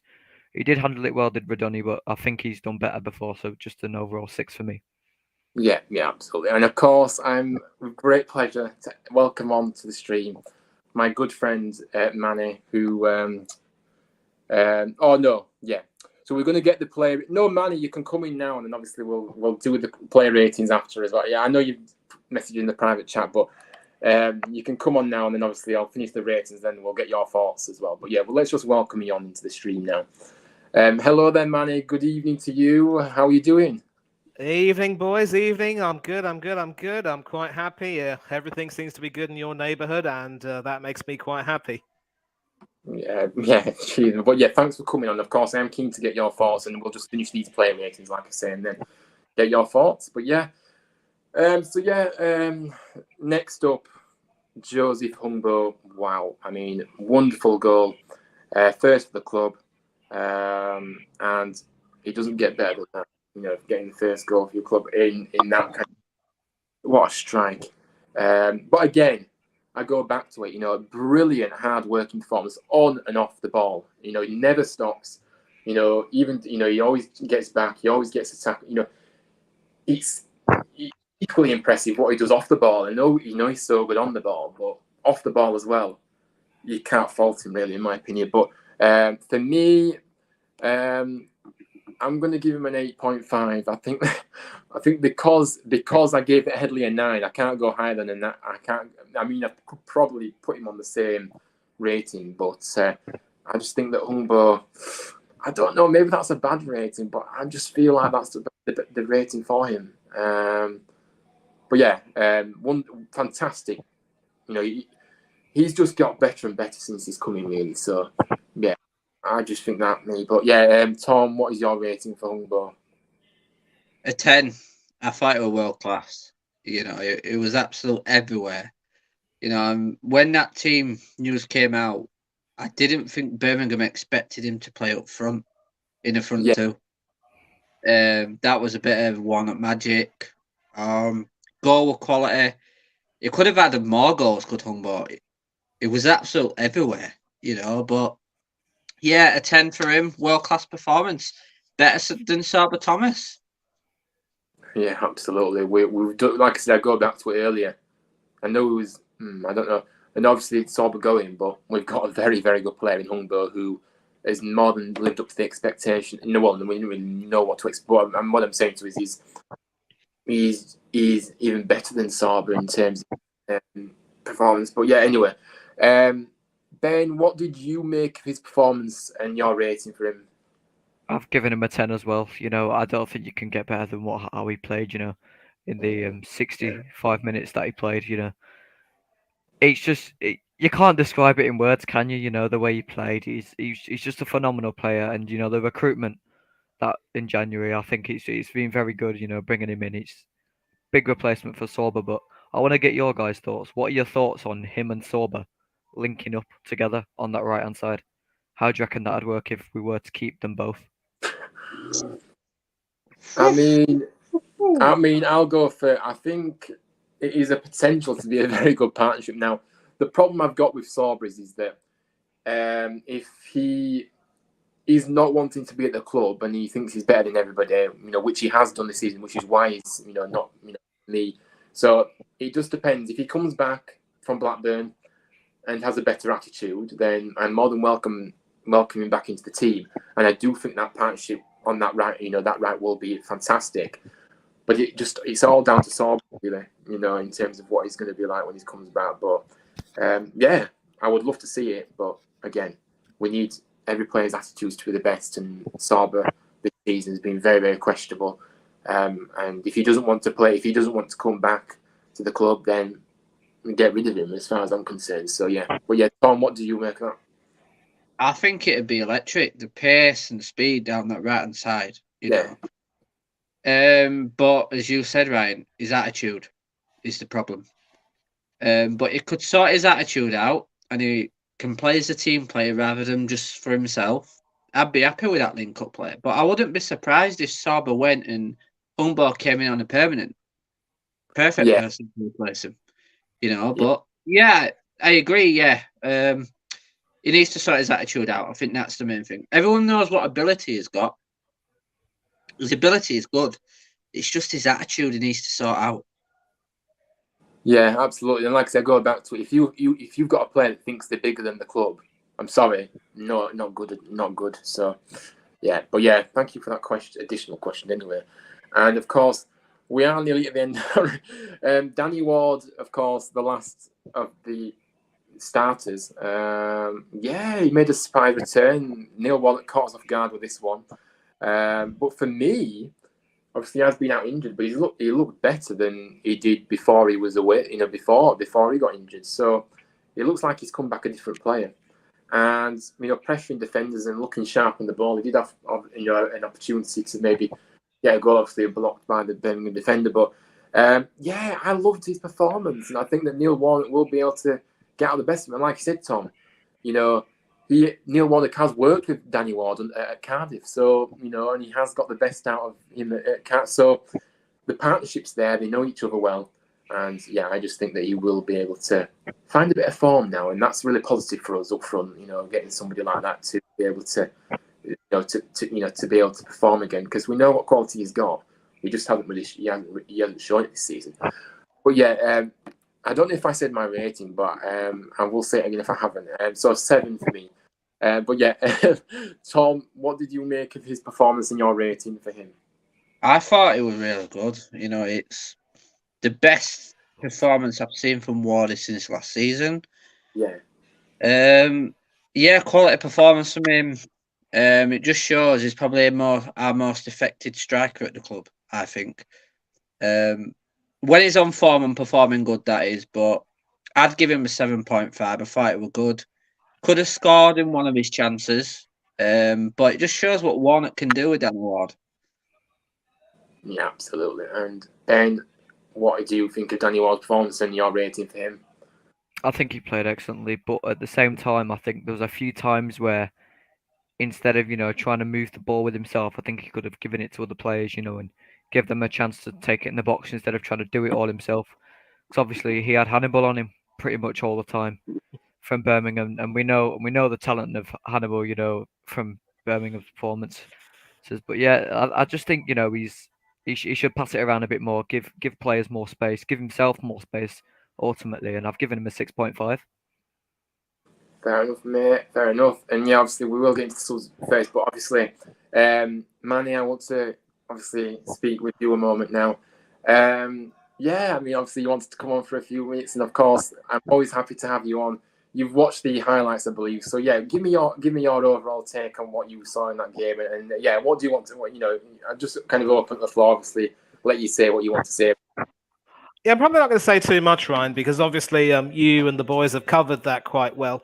And I think what you were talking about earlier with the 3-5-2 formation, that seems to work quite well for you maybe now, if you are, for some reasons, not quite able to play a back four. I think Ollie Turton, he wasn't in the squad. Is he injured again? Yeah, he's got another bad injury. He's got an ACL injury, so he's out now. So, Oh, mate. Yeah. The same one which afflicted poor Utah. And ACL injuries are horrible, aren't they? So, Yeah. obviously in that situation, you got to make do with a back three, even if it means sticking Loughton in at left, a sort of a makeshift left back again. But at least you've got the formation which works now, a 3-5-2 with Kasuma and Headley's roles defined, basically bombing down the wing, but also trying their best to make sure that midline is also covered well enough so that Rudoni and Camera in the centre of midfield don't feel as though they have to do too much stretching.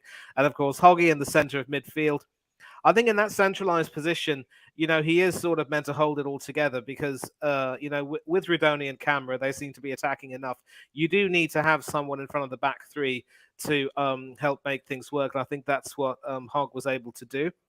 And taking a look at the highlights, I did mention that Birmingham came into this match fielding a side with some good Premiership experience. I mentioned Bacuna also obviously being a former Terrier. I thought he was able to link up brilliantly with the ex-Watford forward Troy Deeney, and they were causing you quite a few problems. I think Bilokovic had to make a couple of saves. Deeney hit the post once with a diving header, and so you were defending, of course, most of the time, and sometimes, as I said, if you're brave enough and strong enough, you sometimes get lucky at times, and that's sort of how it's proved.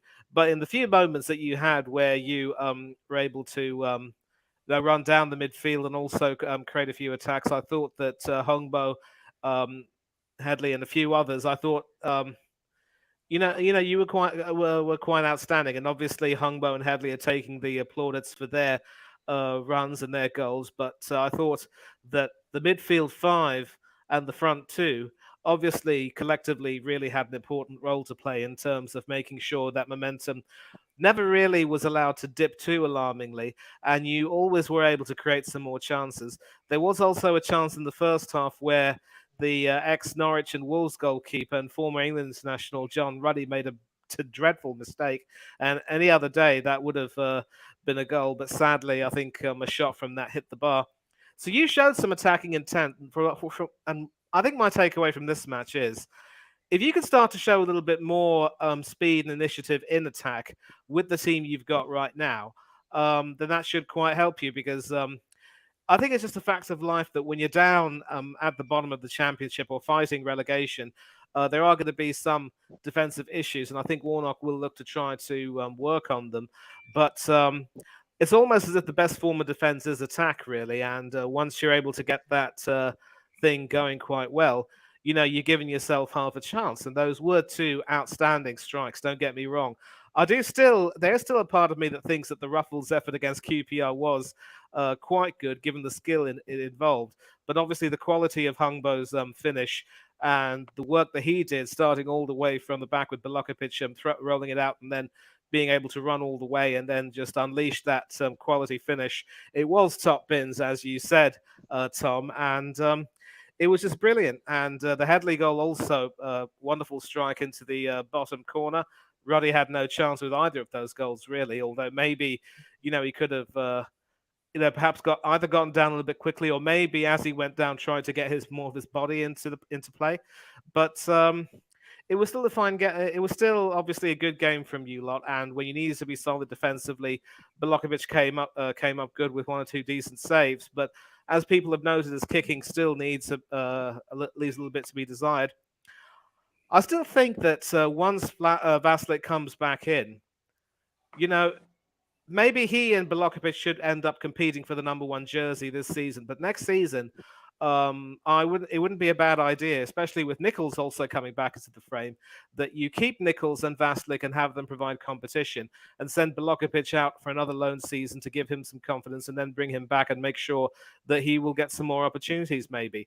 Because the last thing you want is to hype him up as this new big thing, and then when he ends up playing a few more games for the Terriers and not doing quite well, it ends up taking a knock to his confidence with all that pressure. So hopefully if Warnock keeps you lot up, you do have a decent set of players on which you can build for next season.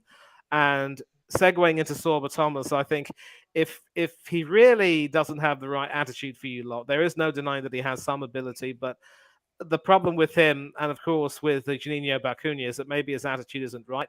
And I know that you, it's not just a West Yorkshire thing. I think any football club would rather have a player of decent ability with the right attitude rather than a talented player whose attitude is just, piss poor. So I think you might you'd be best served by keeping Hungbo, and if Sorba doesn't really want to go, just want to stay, just cut your losses and let him leave. Simple as that.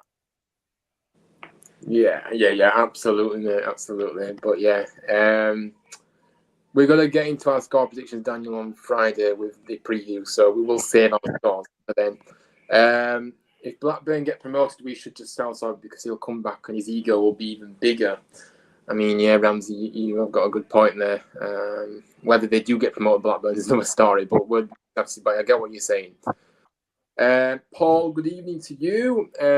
Thomas is literally trying to get out of the club with the stuff he's been coming out with lately. Yeah, I mean, he has, hasn't he? He has been since he got called up to Wales, I don't think. Yeah, he's gone to his head, hasn't he? And he's not. I don't think he's got the right people around him. That's why he's gone to his head. And, yeah, it's not good. So yeah, for me, yeah, probably just cut your losses, really. I thought Ward was the best player on Saturday, Aidan says. I mean, obviously, that's a bold statement, to be fair. I mean, obviously, he didn't score, but of course, I know what you're saying. He was a good performance, but I don't think it was our best player. But yeah, fair play.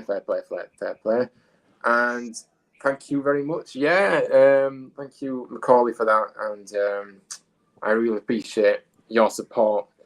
Obviously, great vlogger, by the way, people. Does Huddersfield Town vlogs. Yeah, he's just hit 900 subscribers, so go and check him out if you haven't already. But yeah, good vlogs. I really enjoy watching those, actually. But yeah, so yeah, we're going to finish off the ratings. We're not going to, we're just going to go through it. So Tyree Simpson, I'll just go through my rating, then I'll go to everybody else.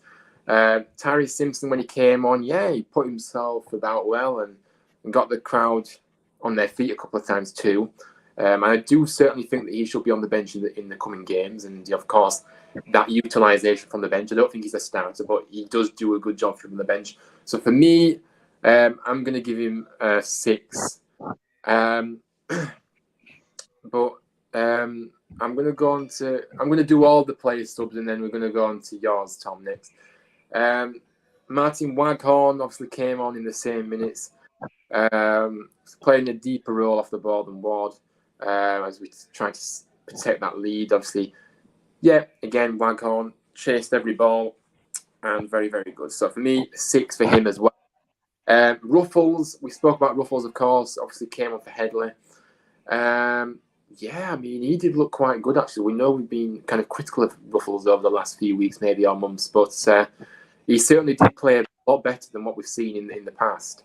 And he was good in that left-back role. So Headley did come off with a knock. Not too serious, though, I don't believe. So, obviously, no issues there. But for me, a 7 for him. And finally, the last substitution was Knockout for Hogg in the 72nd minute. Obviously, went in at number 10 with Radoni dropping back to central midfield.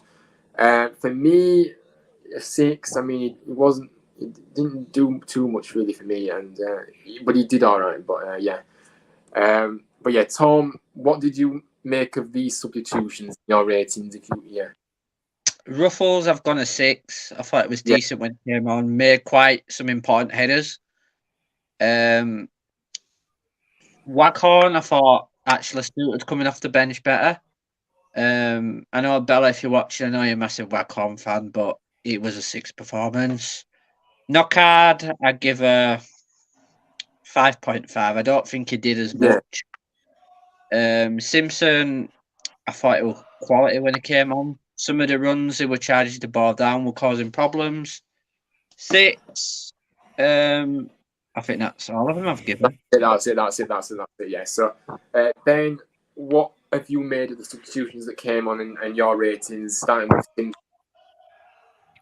Starting with Simpson, I think as he came on, he does show a lot of promise when he comes on off the bench. Compared to other games that I've seen when he come off the bench, he's been a bit he's been beat off the ball a bit too easily. He's giving away silly chances. But when he come off, I thought he did really well, and I've given him a 6.5. Simpson. Yeah, I thought he did well. nice. And then Waghorn. Waghorn, similar thing really. He does suit coming off the bench, as you said, and I think he's had better days, he's had worse days. Nothing too much. I've just given him a 6 as well. Yeah, and Ruffles. What did you make of Ruffles when he came on? I thought it's hard with Ruffles because there's no denying he's got a bit of talent about him, but I think he's not been played in positions where he can show it more. I think Yeah, if you put him, I think he'd be better as a holding midfielder. Like Hogg. I think he yeah. might do better there. So I've just given him a 5.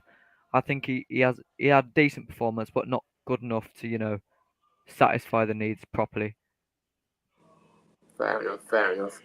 And Knockout when he came on as well. What did you make of him? He's been great since he's come in, hasn't he? Yeah, he's been fantastic since he's come in. We're still waiting on his goal that he needs to get. I think it will come in the coming weeks.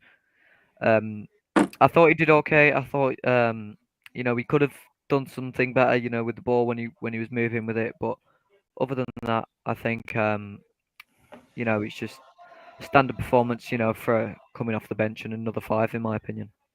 Yeah, he did give the ball. I thought he was going to cost us at one point, didn't he? When he gave that ball away, and obviously Birmingham. Yeah. Obviously, if you remember, down the left-hand side, as Birmingham were attacking, and he did give the ball away, and of course Birmingham did set in motion, and obviously it didn't come to anything. But yeah, it looked a bit shaky. But yeah, so for me, overall thoughts. Yeah, let's just put this in perspective. Neil Warnock just had one training session in that short time. For me, it just looked like he's completely transformed the team. It's incredible, actually, and we looked a completely different team. It was like I didn't recognise it. Didn't recognise any of them. I mean, it was one of those. I've got loads of overall thoughts, so please feel free to say what you think. But yeah, let's start with Neil Warnock. I mean, how impressed was you with him on Saturday, Tom? And the fact that he only had one training session, just imagine what he can do with a full week preparation. Just to say he's only had one training session, unbelievable how well he played. He's passionate. You can see why he's rated highly.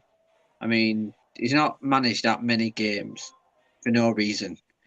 I mean, he's 74. Not many 70-year-old managers do that. But he's retired a load of times and come out of retirement. He just loves managing, but a breath of fresh air for the club now. I think, a few clubs will be shocked how we play now for the rest of the season. I think we're going to surprise a lot of clubs. Yeah, and obviously, Ben, you mentioned that earlier, didn't you, about obviously the fact that he only had one training session, but he was able to implement some sort of and play as well as we did, and obviously the players exactly knew what their roles were, even with just one training. I mean, that is really impressive, and that just shows how good of a manager he is, isn't it? Yeah, totally. Personally, for me, coming to the game, I thought it was going to be very, very one-sided on Birmingham's end. I wasn't really that confident, obviously. 'Cause with managers, you don't get a manager like Warnock. He's one of a kind. He's probably one of the best managers I've seen, other than obviously with ones that have been in the Premier League and done amazing things, like Ferguson, for example. You can't like not many managers can go into a club after one game and transform a team just like that.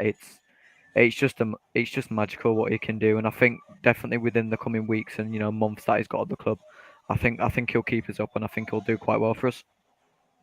Absolutely. And Mane, obviously, you was saying about maybe when we was talking about the managerial kind of choice of who to go with, you wasn't so sure about Neil Warnock in terms of maybe someone that should have come in. But I mean, how difficult is it? In terms of just having one training, but then being able to really have that reaction the day after in a game. I mean, that just shows the quality of this man, doesn't it? I suppose so, but you also got to consider, Ryan, that it isn't just about Warnock's experience. It's also the affection in which he's still quite clearly held by a lot of Terriers fans. If you remember, and I think your guest pretty much tried to, correct me, but I think I probably didn't litigate myself very well. I think the reason why I said that if that Wagner wouldn't have generated that much in terms of positivity is that there was a point in time when you were considering trying to get him back to the club, and obviously you lot had terrific memories of the time when he got you promoted to the Premiership and also kept you up in your first season, which was really terrific. But had he come back under those circumstances, given the recent nature, the relatively recent nature of that achievement, I think the pressure on him would have been perhaps a little bit too much. He would have been expected to try and work miracles. I don't know if he would necessarily have been ready for that. And there probably would have been some sort of an idea that if the job couldn't have been done, then that could have spoilt the happy memories that a lot of Terriers fans have of Neil Wagner.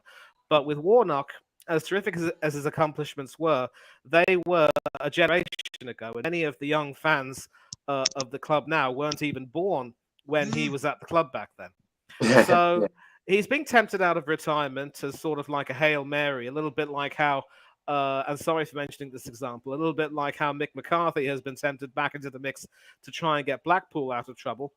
And it's a situation where, at this point, it's like a Hail Mary. Not much is necessarily expected, but it is, something sort of done either in hope or desperation, maybe a little bit of both.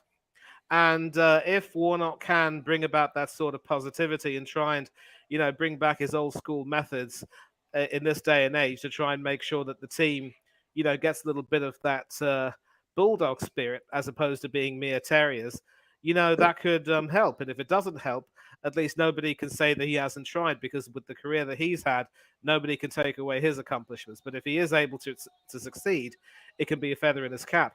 And it's not like a player coming back to play in his 40s when, his legs are completely gone, his knees are completely gone, because, there comes a point in time, especially if you're playing a contact sport, when as a player, you must pack it in. And even with managers, we've seen the likes of Roy Hodgson and Steve Bruce decide to retire when it got a little bit too much. But and I don't think anything will be able to tempt those two out of retirement. But with Warnock, obviously he had an emotional connection to the club, and so he was eager to try and come back to see if he could help them out, maybe rekindle his love affair with the fans. So yes, he's got the experience, he's got the quality, but obviously, the memories, the sweet memories of those seasons will obviously, resonate well with the older fans. With the younger fans, they get to see an experienced manager in action. It's sort of a win-win situation. It's still, in my opinion, too early to predict what could happen because, sadly, if you remember correctly, under Fotheringham, you've had these false dawns on a few occasions. You take one step forward and a few back. But listen, we all know that Fotheringham and Warnock are chalk and cheese, yeah?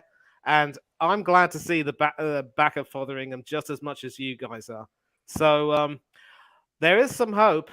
I wouldn't expect too much from the Burnley game because under Vincent Kompany, they are absolutely ruthless. But all I can say is just go out there with as low expectations as possible, give it your best, and you never know what might happen.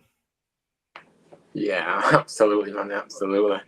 I think something that I recognise well, and obviously I'm sure everybody, Ben, obviously Tom, you recognise well, the tempo that we played at was so much better, wasn't it? In the past we've been far too slow. We're literally not even walking pace at times this season, but you could see the tempo uplift, and obviously not trying to overpass. We've tried to be too overpassing at the back and trying to be like Barcelona. We haven't got the players to do that, and of course I do pretty much like the direct style that Warnock wants to implement, and he did work a treat. I mean, Tom, it was a lot better, wasn't it, tempo-wise? And the counter-attack, was on. We've not seen that in ages, have we, really? Well, exactly. I mean, previous performances, we've looked like a squad of snails that slow. But, yeah, I thought tempo, I was shocked how high the tempo was. It looked a lot better. They were fight. They were playing for the shirt, playing for the badge. They all looked like a squad of terriers. But yeah, but I think we need to up it a tiny bit Saturday because it's Burnley. Yeah, absolutely. I mean, it's just nice to see us playing with that fluidity they get, in terms of playing, the right way, and obviously the players knew exactly what they needed to do. And yeah, the performance was full of aggression, commitment, and that real dynamism in the team. You know, in a game. But I want to just mention this as well, and I'll go to Ben first on this. You know, the mentality. You know, we've seen in the past in terms of, you know, when we do go ahead in matches, we've just sat back. But the mentality on Saturday, even when we were when we were 2-1 up, it was to keep going forward, to try and get another goal, which is what you need to do. We've said this in previous streams.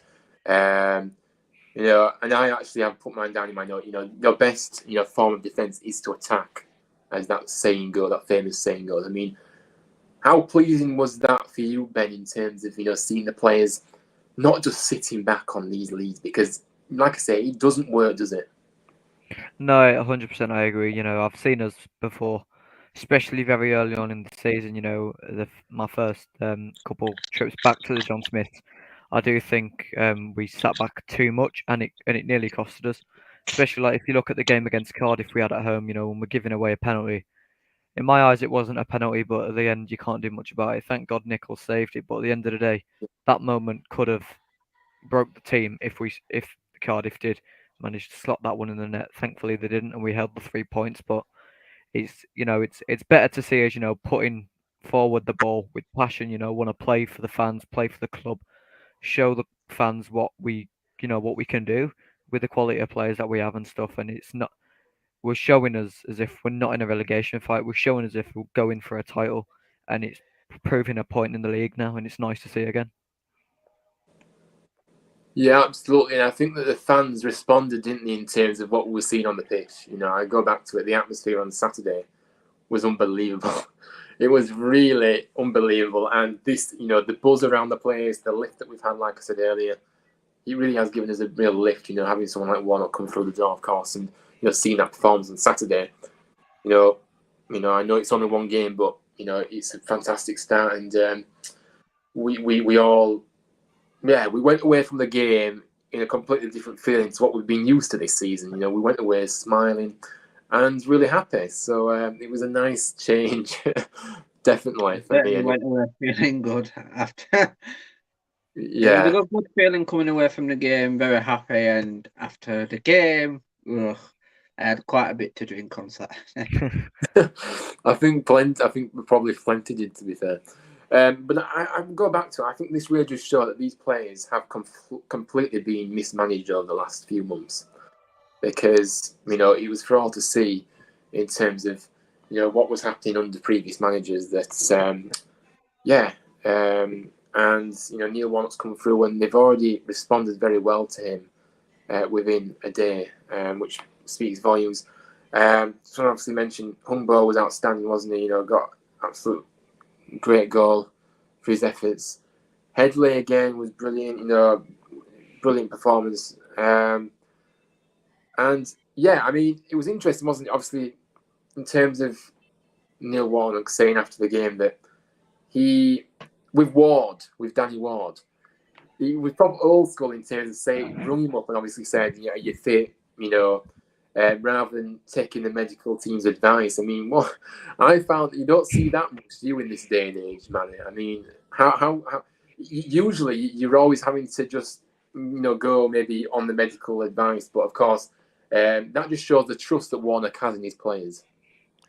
It does to an extent, and obviously, I think I actually, to be honest, Ryan, am more of the school that, you know, you should never play a player unless he's 100% fit, and we're seeing that at Arsenal with Thomas Partey, you know, having to miss the last 2 games. You know, this season, Partey's pretty much been the punchline for us, saying without Thomas, our party falls flat. And that's especially given the level of quality that he lends to the team. We did, of course, sign the Italy and ex-Chelsea midfielder Jorginho to come in, and he's actually started the last 2 games against Manchester City and Aston Villa and looked really, really accomplished. That winning goal that he scored was just reward for the work that he put in. There is, of course, some concern that maybe he's getting on a little bit and his legs might be going. So there is, of course, a case for Partey to come back in. But I still firmly believe that, you know, if a player is carrying an injury, you don't really want to risk him. And I think there was talk that Hoggy was having a little bit of a knock. Yeah. So I think, there might be some wisdom to the idea that maybe if there's another player who can sort of come in and fulfill the role that he's fulfilled this season. I mean, obviously earlier on this season, he wasn't playing too much. That person might perhaps have to come back in and do a little bit of a job. I realize again that, certain players have that sort of a pull, but I'd sooner run the risk of having someone else play in that person's place and do a better job than running the risk of that person getting injured. And Hoggy is, of course, as someone mentioned, into his 30s right now. He's not he doesn't have too many years left. So I really don't think that it's worth necessarily playing players if they're not 100% fit. But clearly, Warnock might have seen differently. He probably saw that maybe Hoggy could take it, but it all worked out fairly well. And obviously, if Hogg's able to recover and get some adequate rest and continue to and sort of like recover from that injury, there's no reason why he shouldn't play against Burnley. Maybe. Well, we have good medical staff, don't we? Very good medical staff at the club. Yeah, agreed. So you don't want to have another controversy as Chelsea had with Jose Mourinho and that team doctor, which completely sent the club's season going into a tailspin. I would say Costa played every game with an injury, didn't he? Yeah, I remember that. So I think it's more important that Warnock and the medical staff do get on, and hopefully Warnock will know that the most important thing is not anyone's ego but the club, and this is too delicate an issue to have players who are injury prone, continuing to play and just increasing that risk. That's just my 2 pence on the matter. Yeah, of course. See, obviously, Kamara, like I said earlier, that was his best performance for me in terms of what he produced. I think that, full of aggression. And, the combination was right. We've seen in the past he's kind of been thrown in, and obviously the combination with who he was with didn't really work. But if you get it right, it does work. And then finally, my final point before I let anybody say their thoughts before we wrap up, because this has been going for 2 hours. I didn't expect to be on for 2 hours, people, but it has kind of worked out that way. So I hope you don't mind. Obviously, it usually is an hour, Tom. So, I'm in no rush to do it anyway. It's fine. And I hope, Ben, you don't mind. Like I said, I do tend to try and stick to an hour, but it's kind of run over very, very much, to be honest with you. Obviously, Bila Kapic has to have the final word for me. Coming back into the side, he was fantastic. You saw the big contribution he made to the 2 goals. Like I said, I think that'll help his confidence massively. And for me, he has to be our number 1 for the rest of the season, in my opinion. I think Vaclik has looked so shaky and not comfortable at all when he's been in. He doesn't distribute the ball quick enough. He's too slow. It's like, his distribution isn't great. I know we've talked about Bila Kapic's distribution, but I think he's even worse with distribution. Vaclik, for all his experience as well, it's very surprising.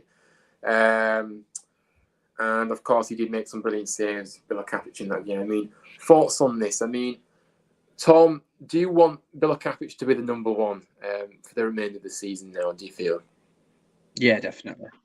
Even maybe Vaclik might improve on the Warnocks training, but for me, number 1 till the end of the season, and then I think next season, if we stay up, Bila Kapic and Nicholson, we need to fight for number 1 jersey.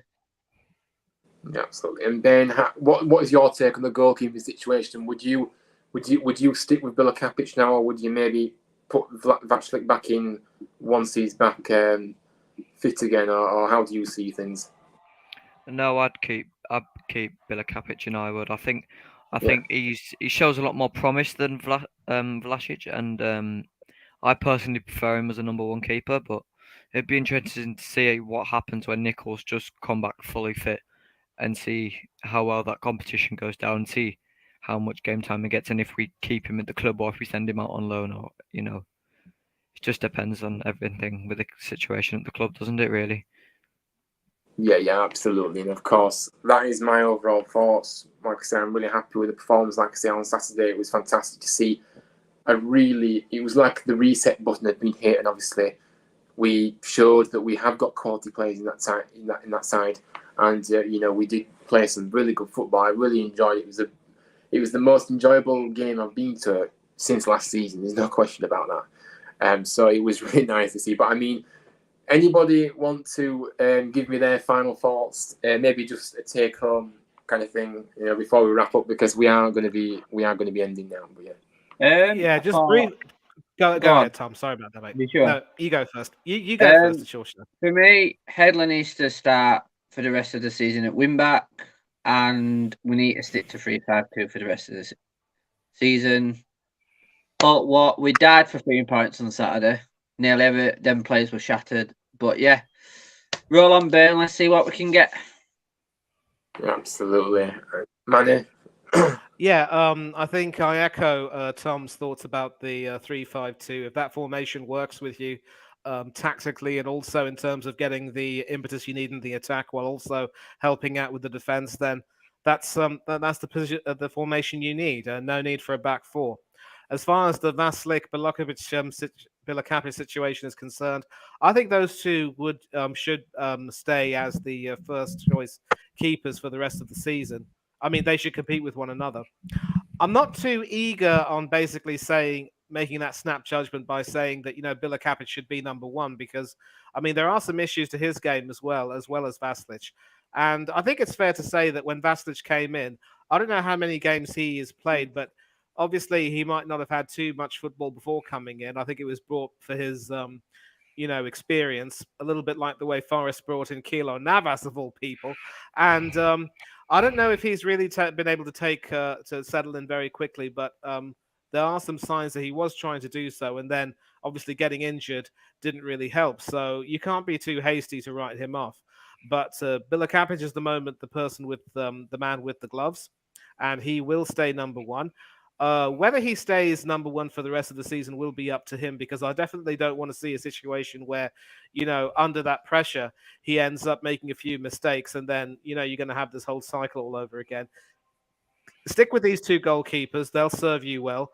And then next season, you could decide to keep Vaslic and Nichols and send Bilakapic on loan, or it could very well be that you could say bye-bye to the Czech Republic international and then keep Nichols and Bilakapic in.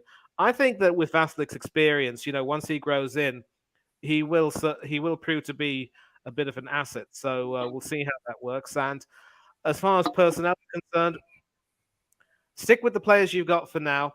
But if there are more players coming back in, you can always welcome them back in.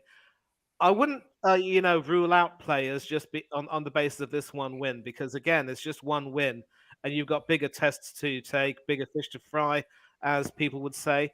Just enjoy it while it lasts, keep the momentum going, and just see where it goes from there. Absolutely. And Ben, anything you want to add as final thoughts, overall thoughts, whatever you want to say?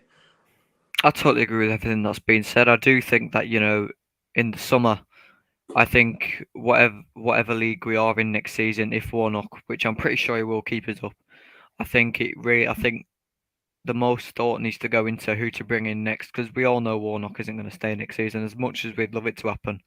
Like I said, he only likes working 10 weeks a year.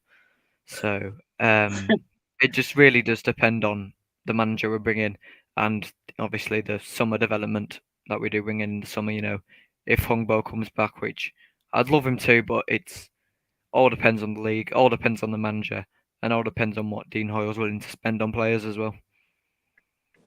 Yeah, absolutely. And of course, the ownership hopefully gets resolved as well. In summer, I don't imagine it being sorted until we know where we're playing in terms of league.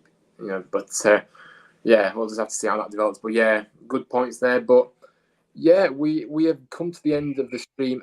Just going to wrap up with these final comments. Starting to wonder if Warnock has a magic wand, Ramsey says. I mean, it certainly seems that way. Maybe it does. Yeah, I know a male witch is often called a warlock, but this could be taking the mickey, I suppose. Yeah. Oh, Ramsey. Warnock the warlock. He says we'll be interested to see where Fotheringham goes now.